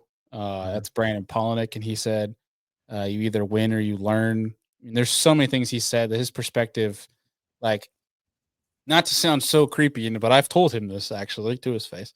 I've studied a lot of I've studied him like for so long, watching him growing up and how he does things, but more how he handles himself and how he thinks and how he portrays what happens up here onto his videos. I do such a good job of it, but how he shares that though with people. So much of how he approaches fishing and also with life and hunting and things like that are just, it's incredible. And it's helped me a hell of a lot. And, you know, now it's wild to think that he's a friend of mine. Like, and he's recommended, I've gotten to reading finally for so long of not caring to pick up a book. And he's shared books with me that I should read as like, you know, when becoming a man and viewing life and stuff like that, where it's, that's total side tangent for Brandon No, Palmer. But yeah, a little shout out to no, Brandon, I guess. But, dude, shout out to Brandon. Have you he's got like a podcast and stuff going on, and yeah, like, yeah. dude, his concepts and like how he, like you're talking about, like how he views, like, I love that. I eat that is my speed. Like the way, like what exactly what Yeah. you're talking about, like how he goes, like he will be open and vulnerable and discuss how his brain works or how he felt in that situation, and he'll open up to like all this different stuff. I'm like, I wish more dudes did this. Like this is so helpful. Like this is what we need. This is, I think not many can because they're not on that level. I'll never be at that level of Brandon Palmer. I'm going to learn as much as I can from him and guys like him, but like there's a reason there's guys like him. Not everybody in a room when they speak, everyone stops and listens. They're very, very few. He's one of them. But I try to find as many of those people as I can to learn all that stuff. Like I've been telling my buddies, for the past year or so that, run hunting podcasts and fishing podcasts, like I've had to apologize a lot because I don't listen to anybody's shows anymore because I'm too busy listening to marketing podcasts, social media advancement podcasts, strategy podcasts, mental training, like stuff like that. I'm too busy looking at that than I am. Well, like Rudd says it all the time. He's like, dude, I'm just so busy. He's like, I might not catch all your videos, but I'll put it up on the TV and let it play so you get the watch time. So yep, like, same, it's dude. kind of like that. Like I'll watch certain people, like my buddies especially, just like keep up with them. But when you hit that level of like, for lack of a better term, I'm just gonna get the hell after it. Like you kind of, I don't know. I'm a big fan of of micro learning. Yes. Where it's, if you have 20 minutes free, slap on a podcast. You have, on your cool down of a workout, slap on a podcast, whatever it may be. If you have 20 minutes before bed, read a book. So it's big proponent of that because it's crazy, especially because if you try to do that for 2 hours, you only retain the 20 minutes anyways. So you might as well only play for the 20 minutes. Yeah. I remember that shit a lot better. Dude, I'm hyper like you're hyper. I swing a hammer for a living because that's what feeds my family. I'm good at it, so that's what I do. But I listen to a lot of podcasts because I swing a hammer for a living. I don't need to use like I'm reading blueprints, but I'm not reading instructions or I'm not reading emails and stuff like that. So I listen to a lot of podcasts when I'm doing, and that it helps me because I'm doing something with my hands and I'm hearing something in my ears. So it helps me retain all the knowledge. But I talk about that playlist. I hit you with the playlist the other night. I just hit on one of your playlists and just like, cause I was doing studying for this business law course anyways. And, I hit one of your playlists and I was like watching you catch fish out of a pond, and I think it was like Texas or something like that. You're on a small lake and they were just eating off the top. You're like, dude, they're chasing over here. And it was just like super exciting to watch. I ended up not even paying attention to my law course. I was like just watching the video and I was like, oh, I gotta let the playlist play, dude. I gotta do this, but just to shoot you the views, because like I know how important it is. Like this is your living now. And like if you guys want, what's your YouTube? Be the Fish. Be the Fish. I like how you did that, by the way. Bailey Eigbrett, Be the Fish. I think that's really very few people actually get that. I thought people would understand it. Very few people get it, dude. My buddy of like 5 years was like, "So why is your YouTube Be the Fish?" And I'm like, "What?" He's looking at me. He goes, "Oh, the B's capital. Is it from your name?" And I'm like, "Apparently, it's not that obvious." Well, I like what you did there. I noticed it right out the gate when I subscribed on the Instagram. Stay, I guess. Yeah. No, it was tight. No, so we're getting to the question point round because the question point round. There's no points in this, but I have a series of questions and we can go through them as fast or slow as you want. But this is kind of the level of what I'm talking about and like kind of what I hit on a regular basis, like when you're talking about fishing and you're talking about the feeling over catching the fish, because catching the fish is a byproduct. It's all like what you said, the feeling leading up to it, going and chasing them. That's the fun stuff. So these questions are a little bit more deeper. In fact, I was actually questioned after the show was over. What was the point of all those questions? That's the point that I'm trying to get at, is people know you at a deeper level. So when they see you, you're relatable. They relate to you, because whether you know it or not, dude, if you have a media channel, if you have a podcast, if you have anything where you're out there, small portions of your life, like your personal life, your vulnerabilities, like this, that, the other, are going to show over the years. And that builds a relationship with your audience, whether you like it or not. They now have a relationship with you. They're not only fans, they're not only followers. They want to know about dude, how's married life in your first couple years? Like, how's this? Like, they want to know stuff about your life because you've created this relationship, whether you like it or not, with these people, right? Yeah. So that's kind of where these questions are based off of, is so that people get to know you a little bit better, more than they already have from now. But the first question being, spirituality versus religion. Is spirituality and religion the same thing to you? I don't think so. No. I think spirit is kind of like how you go through life, like what your, I guess, your pillars are, who you portray yourself to be. Mhm. Whereas religion, I think, is in a, and like, I'm not gonna try to say what my definition of religion is, because like I'm not a religious guy. It's Yep. just, I'm not, my dad. Okay, I'm not against it at all, and I don't want people to think I am. It's, my dad raised me to say a morning at church is one less morning you could spend in a tree stand. So that's kind of where I'm at. He's just, don't be a shitty human being. But it was no. I just think spirituality is completely different. I think it's like, if somebody knows you, I think, like, and they feel how you feel, I think that's like your spiritual, like your spirit giving off, if that makes any sense at all. Oh, Like, dude, I no, think that's who you are inside than being, I don't know. that's carnal. That's carnal communication. That's like, if you, like you were talking about, like raccoons or a bear cub and a deer walking through, like that's the spiritual connection. Like those two have an energy connection. There's like a carnal natural connection where they don't talk, they don't even speak the same language. You know what I'm saying? Just like, but yet they connect on a level where they're comfortable with each other. You know what I'm saying? Yeah. So that totally makes sense. Like, if your vibe with somebody else's vibe, your spirituality or your spirit of who you are vibes with somebody else's spirit with who they are, like, that is a connection. Right? Yeah. Okay. Yeah. Okay. I Said it a agree. lot better than I did. I just listened to your life story and just, repeated it all back. That's all I did. All right, dude. Spend a day with anyone. Who is it? And it's not a day fishing. I was talking to Shrenko, and he said, Nelson Mandela on smoking cigars on the beach in Hawaii. I was like, that sounds awesome, but like, dude, he's my childhood hero. Sidney Crosby. He's a hockey player for the Penguins. hell yeah, Absolute legend. Yeah, And he has no social media whatsoever. I have read every magazine article possible about him to try to understand him more, but he's just the quietest living hockey legend that lets nobody into his life. So I don't know. He's incredible, dude. I just would love to, I don't know, talk to him, have a beer. Like, do you drink beer? Like, I want to just, like, what do you do for fun besides hockey? I think he lives and breathes it. But dude, that's awesome. Yeah. So Sidney Yeah. Crosby, would you guys play Yeah. hockey? Or would you just talk? I mean, I'd love to play. I would love to skate with him, but That's what I'm saying. I don't want to embarrass myself like that. I think I don't know. I think playing for sure. I mean, you got to. You say you played hockey with Sid, but I think I'd love to just have a drink and talk to him. I don't know. Hell yeah. Yeah. Hell yeah. All right. Your biggest fear, dude. What's your biggest fear right now?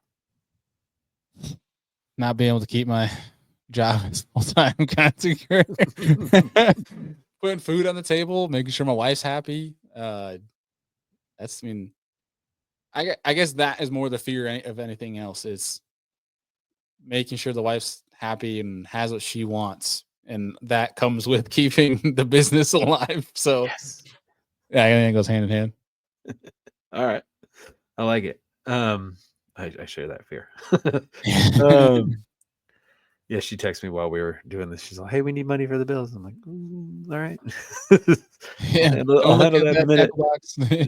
I know. I'm like looking at these brand new jackhammers, like, oh, well, okay. So, major life accomplishment, like your life hammer. Like in skateboarding, they call it a hammer when somebody like jumps like 20 stairs or does something where it's just like groundbreaking. Like, just so, like, your life hammer, like the thing you can beat your chest on and be like, I did this. Like, I'm very proud of myself, and it's okay to be proud of yourself,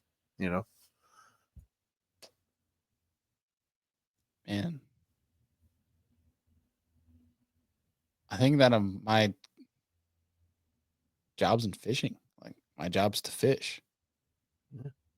I just now get to say that finally this year, but I think that's probably it. I mean, I'm proud I swam for 4 years in college, was a college athlete, did a master's in 4, all that. I mean, I honestly, it's on paper would say is an accomplishment. Right now, I don't really give a shit about that. I could care less that I did it. Like I'm happy. I was more happy about the student athlete part. I could care less. I got a master's and stuff. I think that's a little crap nowadays. My wife, I mean, I brag about her a lot. Fishing wise though, I'd say, I mean, when I won that event on Eufaula, winning 10 grand with a Hobie PA12 car topping on a broken Nissan Altima was pretty badass. Yes, dude. Driving down to Alabama, 18 hours. It was like one of those stories, dude, you hear. I wanted to do the national thing, and I wanted to set out and see how I stacked against everything. And I was spending more money than I realized. And I called my mom on the way down. And I'm like, this is the last one, I think. Like, I need to focus career first before this fishing and stuff. And I don't think I'm good enough anyways. I got like 50s or something at Toledo Bend in the first one. And I go to Eufaula and freaking win the damn thing and win 11 grand or something like that. And all right, maybe we're good. Maybe we're somewhat okay at this thing. And drove home. First thing I did was got rid of the Nissan Altima, got a truck. Yes. And had a great year that year. So I think fishing wise, winning that event, because the best was in that. So that was, it at least gave me, I know I'm not good shit. It's more of like, I can compete though. Like I could do this. Yeah. Again, dude. Hell yeah. All those. Beat your chest, dude. Yeah, I didn't really pick one. I don't know. I'm horrible at beating my chest. No, dude. It's okay to be proud of yourself for your accomplishments and what you're doing. That is 1000% acceptable. It's when you tell everybody how cool you are at doing those things that's not cool. Like That's you fair. can be proud of yourself without having pride. So Fair enough. All right. You ever been broke because of fishing? Broke because Well, I did I mean, almost like, empty my account during COVID. I'm not too proud to say that my dad gave me money. I was on daddy's money for a little while. there you go, dude. It's all good. Yeah. I'm willing to admit it. But I'm not the kid that's gonna be a spoiled brat. I paid my dad back. Yeah. That I would hope. Yeah. No. I can't pay him back for the hockey years, but I paid him back for the fishing stuff. Never mind the $1,400 skates, but here's this $7.95 for that pack of Senkos. The hockey years, I'm sorry, Dad. You should have luck. You ain't getting that money back. You didn't want me around anyways. No. Yeah, that's right. So okay. So what's your biggest struggle right now?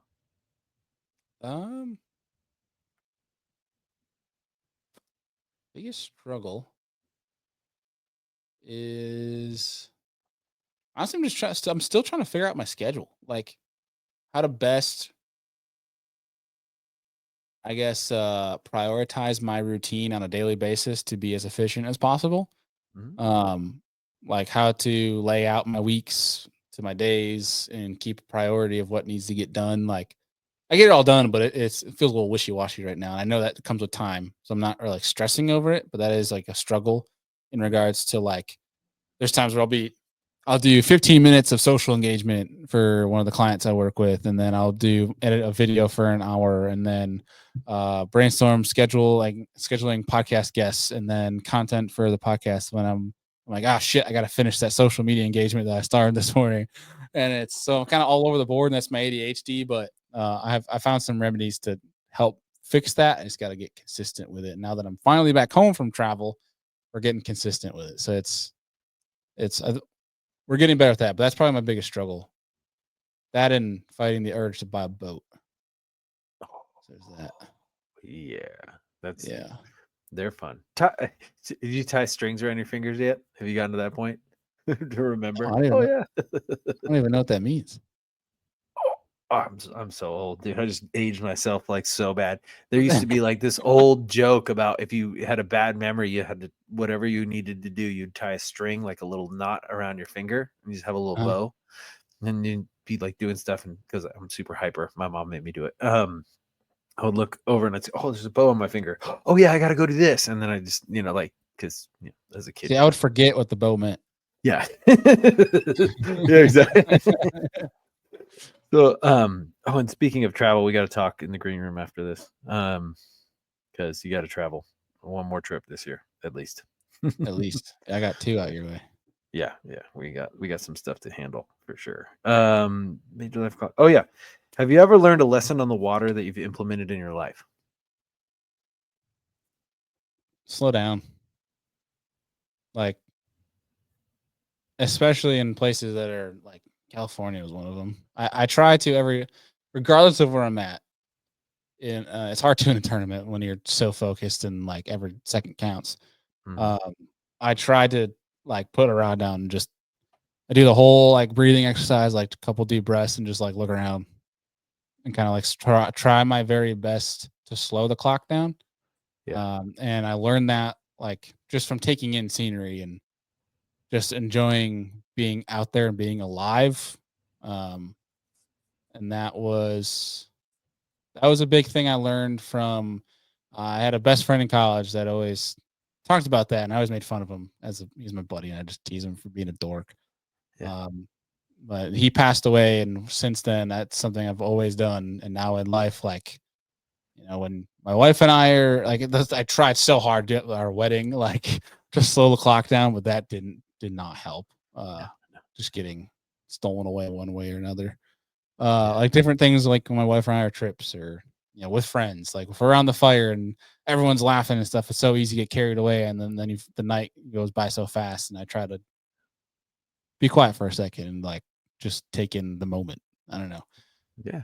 That's probably the one thing. Slowing down, probably the one thing I've really learned from fishing. Hell yeah. Yeah. You ever done the square breathing yet? Where No. you There's more breathe things you got to send me, bro, because I'm learning. Bro, breathe in for 4 seconds, hold it for 4 seconds, exhale for 4 seconds, hold that for 4 seconds. It's a square of 4-second intervals. I'm gonna try that.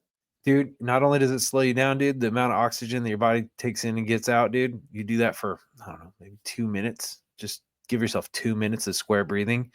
Your brain clears up. It's weird. So, yeah. Just saying. Thanks for I've that, dude. learned, yeah, of course, dude. I've learned all this from consistent amount of failure in my life. But all right. Biggest mental or emotional block for you? My goldfish memory. Biggest mental block. Mental or emotional, I'm really bad at taking compliments. Like really bad. It makes me uncomfortable. Yeah, I can tell. Almost as uncomfortable as like people singing me happy birthday. That's why I tried to never tell anybody about my birthday. And so I guess there's that. Like, that's definitely 2 like emotional roadblocks. Like, I like you're talking earlier about trying to talk about your biggest accomplishment. I hate talking about myself. Mhm. I don't know. That's something I guess I think I get from my dad. My dad's like that.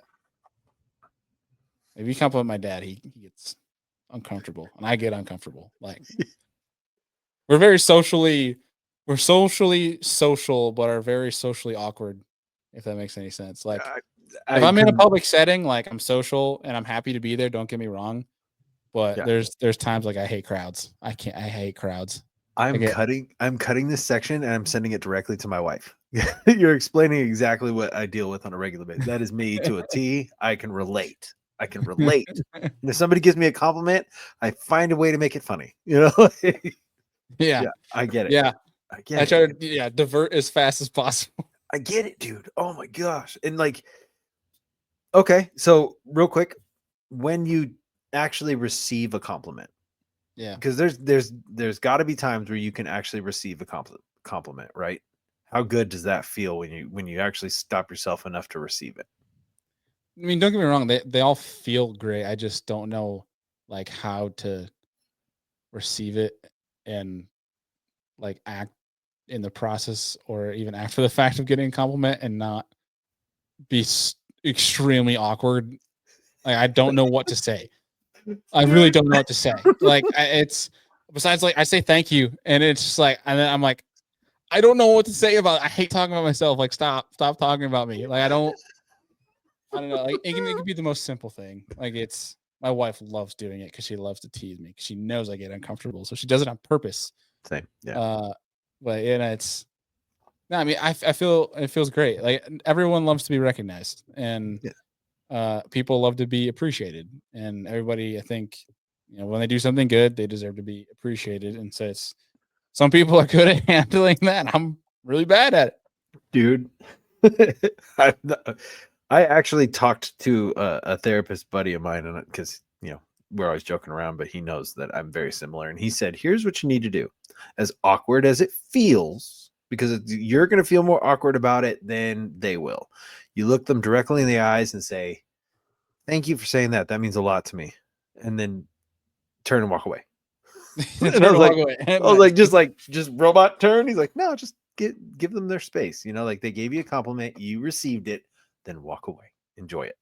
Like, oh, all right. But I mean, I can imagine if you were at the boat ramp and you won the tournament, everyone's be like, sick job, y'all, thanks. And then turn and walk. Like it'd be kind of rude, so I wouldn't necessarily turn and walk away. But if you just stare people in the eyes, like that connection alone, like he says that means a lot. So I'll believe him on that. I feel really awkward doing it, so I try and make it a joke and move on. But yes, I'm cutting this segment, and my wife's gonna meet you via my phone later because she's gonna make fun of me for this. Okay. Well, I mean, this question's kind of void, but like, where does fishing fit into all this now? Okay, here's a better question. Where does your fun personal time fishing fit into all this now? No cameras. No cameras? Yeah, no Like cameras. when I'm not making content type of deal? Yes, like you're fishing, just fishing. Like what am I doing? Where does it fit in your life now? No. I mean, I can't tell you the last time. I guess in California I fished without camera. Mhm. I don't really know. Like the camera doesn't like feel like work to me. Okay. Yeah. I've done it for so long. Like I don't know the feeling of not with the camera, and I because I love capturing the moment, whether I post it or not. Mhm. I do that because it started the YouTube stuff that I started. I did that for me. I didn't do it for anybody else. Mhm. Yeah, it's just like I like going back on it, and honestly, I used it as a study tool. Like I would go back and evaluate. I would do it like I did game film. Like I would Oh, yeah. evaluate the stuff I did wrong, and I could see moments of why I lost a fish or why certain things went wrong, and I'd see details and variables that I missed on a bite window that I just felt like a bonehead afterwards. But that helps me to learn the next moment to not miss those details. So it's I don't know, the fun fishing thing. It's always fun for me. But I would say if there's anything without the cameras, it is when I go down to Florida and see my dad, see my grandparents, and take them fishing. I don't bring cameras out with that. Yeah. Okay. There you Yeah. go. So that's I don't need any distraction. You know what I mean? yeah. You're with your family. Yeah. Yeah. That's the quality time that you get to spend. That's I'll bring a awesome. camera out with my dad every now and then because I like to make him uncomfortable. So that's just fun for me. Turn on the camera and just compliment him for the next 20 minutes. Yeah. I stuck it in his a camera in his face when we were down in January, my first like week being a full time, and I was like, Christopher, what do you have to say about this? And he's like, get the hell out of my face, because I knew how he was going to react. So it was perfect. That's awesome. Yeah. All right. So speaking of when you were talking about earlier, the Instagram motivational statements or whatever, I read this one once and it just kind of hit me weird. And I have another concept that I'm working with for a different question, but I'm not ready for that yet. But this question it hit me weird, and everybody has a different response to it. So if we're defined by something we love, tell me about someone or something you love that defines you. Someone that defines me. Someone or something. Yeah. Something that you love. I mean, I think cliche answer, and it's the right answer, would be my wife for sure. Yeah. I think if I've done anything right in this world, it's marrying that woman. But yeah, no, I think her and think my parents are a great example of what it means to be a great parent. I think that's what I would probably say. That's awesome. My brother and I were spoiled ass rotten.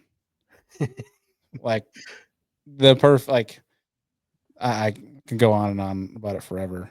But like just a way of bringing us into the outdoors. So appreciative of that. But even like being how supportive they were, but also being hard asses when they needed to be, like when we needed it, Yeah. like it made us become who we were, like we're not shitty people, like we operate life with a feeling of common sense, which is lacking these days. So I really appreciate them for that, but how to be Uncommon caring when you need to be, or at least think you are, and know when to bring out the bear, if you will, when needed to as well. Mm-hmm. Mm-hmm. My That's mom awesome, is my mother is the person I'm afraid of most. Like, love her to death. She's my best friend. Love her to death. But like, when I see a mama bear come out, like I don't want to be anywhere near that. Yep. Yeah, I got hella vato homies that are afraid of my mom too. She's like 5 foot nothing, red hair, scary as hell, dude. That's what I'm saying. My Yeah, mother dude. is the most caring woman in the world, but if you make her mad, hell no. Yep. Hell no. Just run, because she's Right. not that fast. Yeah, That's right. I get it. All right, man. Tell us one thing that nobody knows about you, like a window into who you are. Like, tell us one thing that no one knows. Oh man. Nobody knows. I guess maybe some might know. I'm trying to think of something that nobody knows, because I'm a loudmouth and pretty much everything's out there. Yeah. I'm the shittiest sports fan. You're the shittiest sports fan? I'm a Philadelphia Eagles football fan, a Pittsburgh Penguins hockey fan, and an Oregon Ducks college football fan. Okay. So all birds. Yep. And Philly and Pittsburgh, I can't talk about the other one at each sporting events. Like, Pittsburgh, I'd be safe. Philly, if I said I'm a Penguins fan, I might get killed. Yeah. It's not the town of brotherly Pretty bad love sports at that fan. point. Yeah. Okay. Well, I mean, I'm not gonna hold that against you or nothing. Are you doing brackets this year? Are you into college basketball at all? Did you do your brackets? Okay. I didn't really think about it. I'm just honestly, it started. I don't pay attention to basketball. Okay. I used to. Yeah. I mean, more in high school and stuff with friends, but like I don't know. That basketball is not my mojo. Yeah, I grew up in a college basketball family. Like, we have family brackets. It's a big deal. Like, I'll do fantasy football, but that's about it. Yeah. Speaking of, how did fantasy fishing go, by the way? Fantasy fishing is going well. Your boy is leading of the group. Yeah. Otherwise, no, it's more fun than anything else. Like, it's just the time to be on a podcast and say stupid shit. That's basically about it. It's more of like we give picks that kind of make sense and then just talk shit to each other the whole time. So it's fun. Nice. All right, man. Last question is a 3-parter, and then you're off the hook, I swear. You're good. It's about health, hydration, diet, and mental clarity. What do you do for these things? Hydration. Well, I actually use an app, Chronometer. I don't know if you've heard of that Chronometer, but basically there's like a whole water level thing that you can go through on the app that, like, once you hit your limit, and I make sure throughout the day I hit my limit, because hydration actually is freaking huge. But do that, or like if I'm on the road, I have a big flask, like hydro flask type of deal. Yeah. Yeti, whatever you want to call them. I use one from Arctic Zone, and it's like, I'm on the road, it's a big one. I gotta drink at least 5 of them. That's 5 of them. It's 100 ounces. 100 ounces a day. I'll be at least be okay. Cool. So that, and then what was the other one? There's mental clarity, hydration, diet. Like, what do you do for your diet? Diet. Okay. Diet. It'd be best if my wife was here to tell you, because she controls my diet. No, honestly, like I use that app pretty explicitly of like, what I should be having, and then like what I need to reach to like lose weight, that sort of thing. Because I've been on a after Notre Dame, like after college, that was one of the hardest times of my life too. That was one of the three. Was after college was not being an athlete anymore. I was like, I don't have any meaning anymore. I have nothing to chase. That's where I dived even more full bore into fishing. But that was I trained all through that. Like I was back in the weight room, everything the day after championships, my senior year, just because I didn't know what else to do. But after Notre Dame, I forced myself, wife forced me to take a break for a little bit and feel what that's like. And I enjoyed that a little bit too much and got a little too crazy into the work life, became a workaholic, and got to a bad point where I made myself like I had this habit where I made myself on purpose feel guilty for not training for a day. And if I did that, then I go train. Like that was my way to get myself up and go train on days where I didn't want to. And it turned into me making myself feel guilty for not taking every minute free available to work, get stuff done. And that sacrificed time to at least go for a walk at the very least versus get a workout in, stuff like that. And I got pretty chunky. I got pretty chunky, but since August, I've lost 25 pounds. Hell yeah, dude.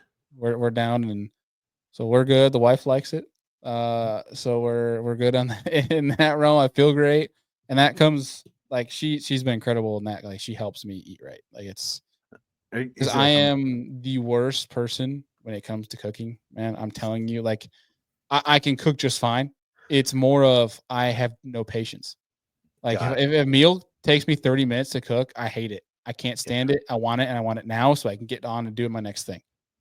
So her with the meal prepping, saint, absolute saint for that. But like doing the app stuff and like reading into things, listening to some Rogan stuff, and I talk to Rudd all the time about stuff that he's learned through stuff he went through with his dad, and like what stuff to avoid, what stuff is great. I mean, dude, he read all the labels when I visited his house, the stuff that I had with me, and I ended up bringing all the things from my truck, and I'm like, read these labels. Is it good or is it not good? And so from learning that, like, I'm not saying I'm the healthiest person alive. Like, I'm gonna enjoy an oatmeal cream pie or a drink now and then with people. Like, it's you got to enjoy those, but I think for the most part, yeah, I avoid sugar as much as I can, like fully if I can. And just try not to eat like shit, I guess. I mean, I'm pretty heavy venison diet. Like I try to eat a lot of venison, a lot of the stuff that I harvest, if that makes sense. Yeah. But yeah. And so what's the last one? Mental clarity, right? Yeah. Mental clarity. What are you doing for your mental clarity these days? I try to take a lot of time. No, I shouldn't say a lot of time, but like when bigger things happen, I try to take time to myself to away from phones, away from all that, and like process it before I react, whether it's positive or negative to it. But every day I try to do reading. My wife and I have no phone time, like phones go in a different room. We either just hang out, talk about our days, whatever. That helps me a lot. Is that time. I go like after my workouts each day. I'll do like a 30-minute hit workout, and I have my cool down lap, and that's kind of my time too. Or leave the phone at the house, go walk around the block, stuff like that. And then obviously fishing and hunting stuff. That's the biggest thing, Yeah. There's nothing like don't get me wrong. I absolutely fishing's my life. Love being on the water anytime, obviously, and watch the sun come up, whatever. But nothing to me is as mentally clearing as being up in a tree stand at 5 a.m. and watching the woods come to life. That is the biggest thing. Yeah. There's nothing like that to me. Yeah, that's it, man. I mean, I'm learning to, like I called myself out on it. I was a shitty friend and family member for when I was in that work grind. Like I was really bad at calling people, going out of, like making sure I call my mom at least once a week type of deal, like, which is shitty. It should be, every day, if not. But getting better with that type of deal, and that helped big time. Call my brother once a day, that sort of thing. And because relationships are everything. You can't take money or nothing with you at the end. So yeah, no. Yeah. Currency is relationships and love, dude. That's it. Yep. Amen to that. I get that, dude. I mean, it sounds like you have really, now that you've basically become this entrepreneur, your own boss, you're now a content creator full time, like you've found the value of being present, you know? Yeah. That's when you're there, like you said, no phone time or calling your family on a regular basis, like stopping while everybody's laughing and enjoying and just sitting there and enjoying the moment. That's being present. That's like, dude, it's like it's such an emotional reset to sit there and just kind of take everything in, you know? That's awesome. So it's when your whole job revolves around a camera or a phone or a laptop, you kind of learn to ditch those things every once in a while. hell yeah, dude. Yeah, you got to. Yeah, I was out on the porch with my wife and daughter the other day, and we were just sitting there, and me and my wife, we talk, but I love my wife because I don't love my wife because of this. I love my wife for so many reasons, but one of her best attributes is that she is totally cool with just not talking. She's totally cool with just chilling and kicking it, and I'm like, oh, this is so rad. And we just sat on the porch and just watched my toddler like play with grass and look at bugs and just whatever. And we didn't really say much. We just kind of like, it was some of the best time. I was like, dude, this is a great Sunday. It's awesome. It was awesome. Yeah. So yeah, no, I'm just saying, like, that being present, like it really recharges you. You know what I'm saying? As a human being, it recharges us. Well, Yeah. dude, Bailey, thank you for coming on, dude. I appreciate it. Shout out where everybody can connect with you, dude. Like, give everybody your links, your info. Yeah. And sponsors if you got them, because I know you got them. Yeah, for sure, man. The biggest thing, the two best places to follow along is my Instagram. That's where I'm most active, and it's just Bailey Eigbrett on Instagram. You'll find my ugly mug right there. And then Be the Fish on YouTube. Those are my two big. I'm on every single platform, but those are where I'm most active. And that's obviously where you can support me best, is especially watching the YouTube videos. Feel free to go comment, tell me I suck or whatever you want. It could be good or bad. I appreciate every single one. And then those are the two big ones. And man, I just appreciate all the partners that I have that support me, especially the Sniper Marine guys. They stepped up huge for me this year. Absolutely love working with them. If anyone's a forward facing sonar person that's on kayak, boat, whatever the hell you're in, ice fishing, anything, like Sniper Marine makes the best damn pull for it. So I got to give them a shout. And then my boys over at Morgan Marine, obviously see the Kayak City. So they're my version of a Kayak City over here in New York. Morgan Marine, I worked for them since literally COVID 2020. So it's been a long relationship now, hooking me up with a kayak. And the reason I honestly can get out in the water and afford any of this stuff. So it's, they're my main people. I work with some amazing partners like Humminbird and Titan Pro and all those folks, Evolution. Like I have a great list of partners, but you can check them out because they're all over my social media pages too.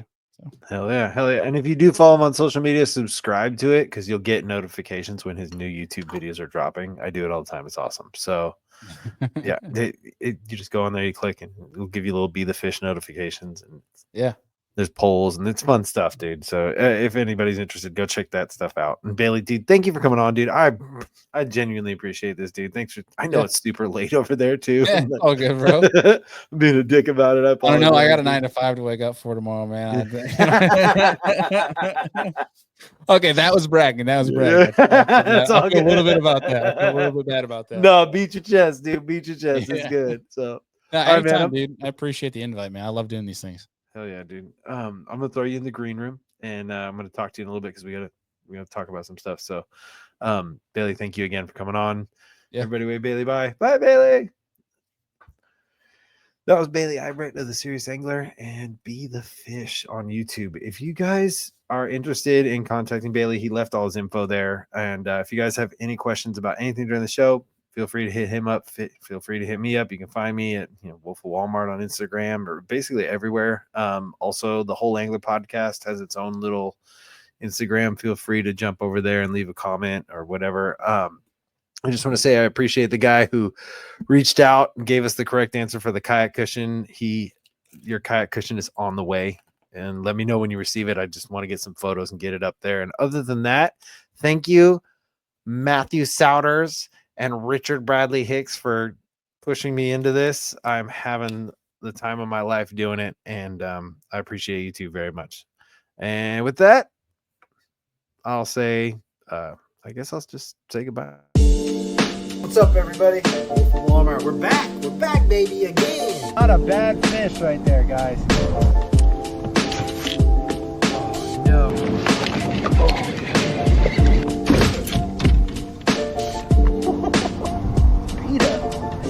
Out here catching Folsom bass right now, dude. Woo, he's a little chunker.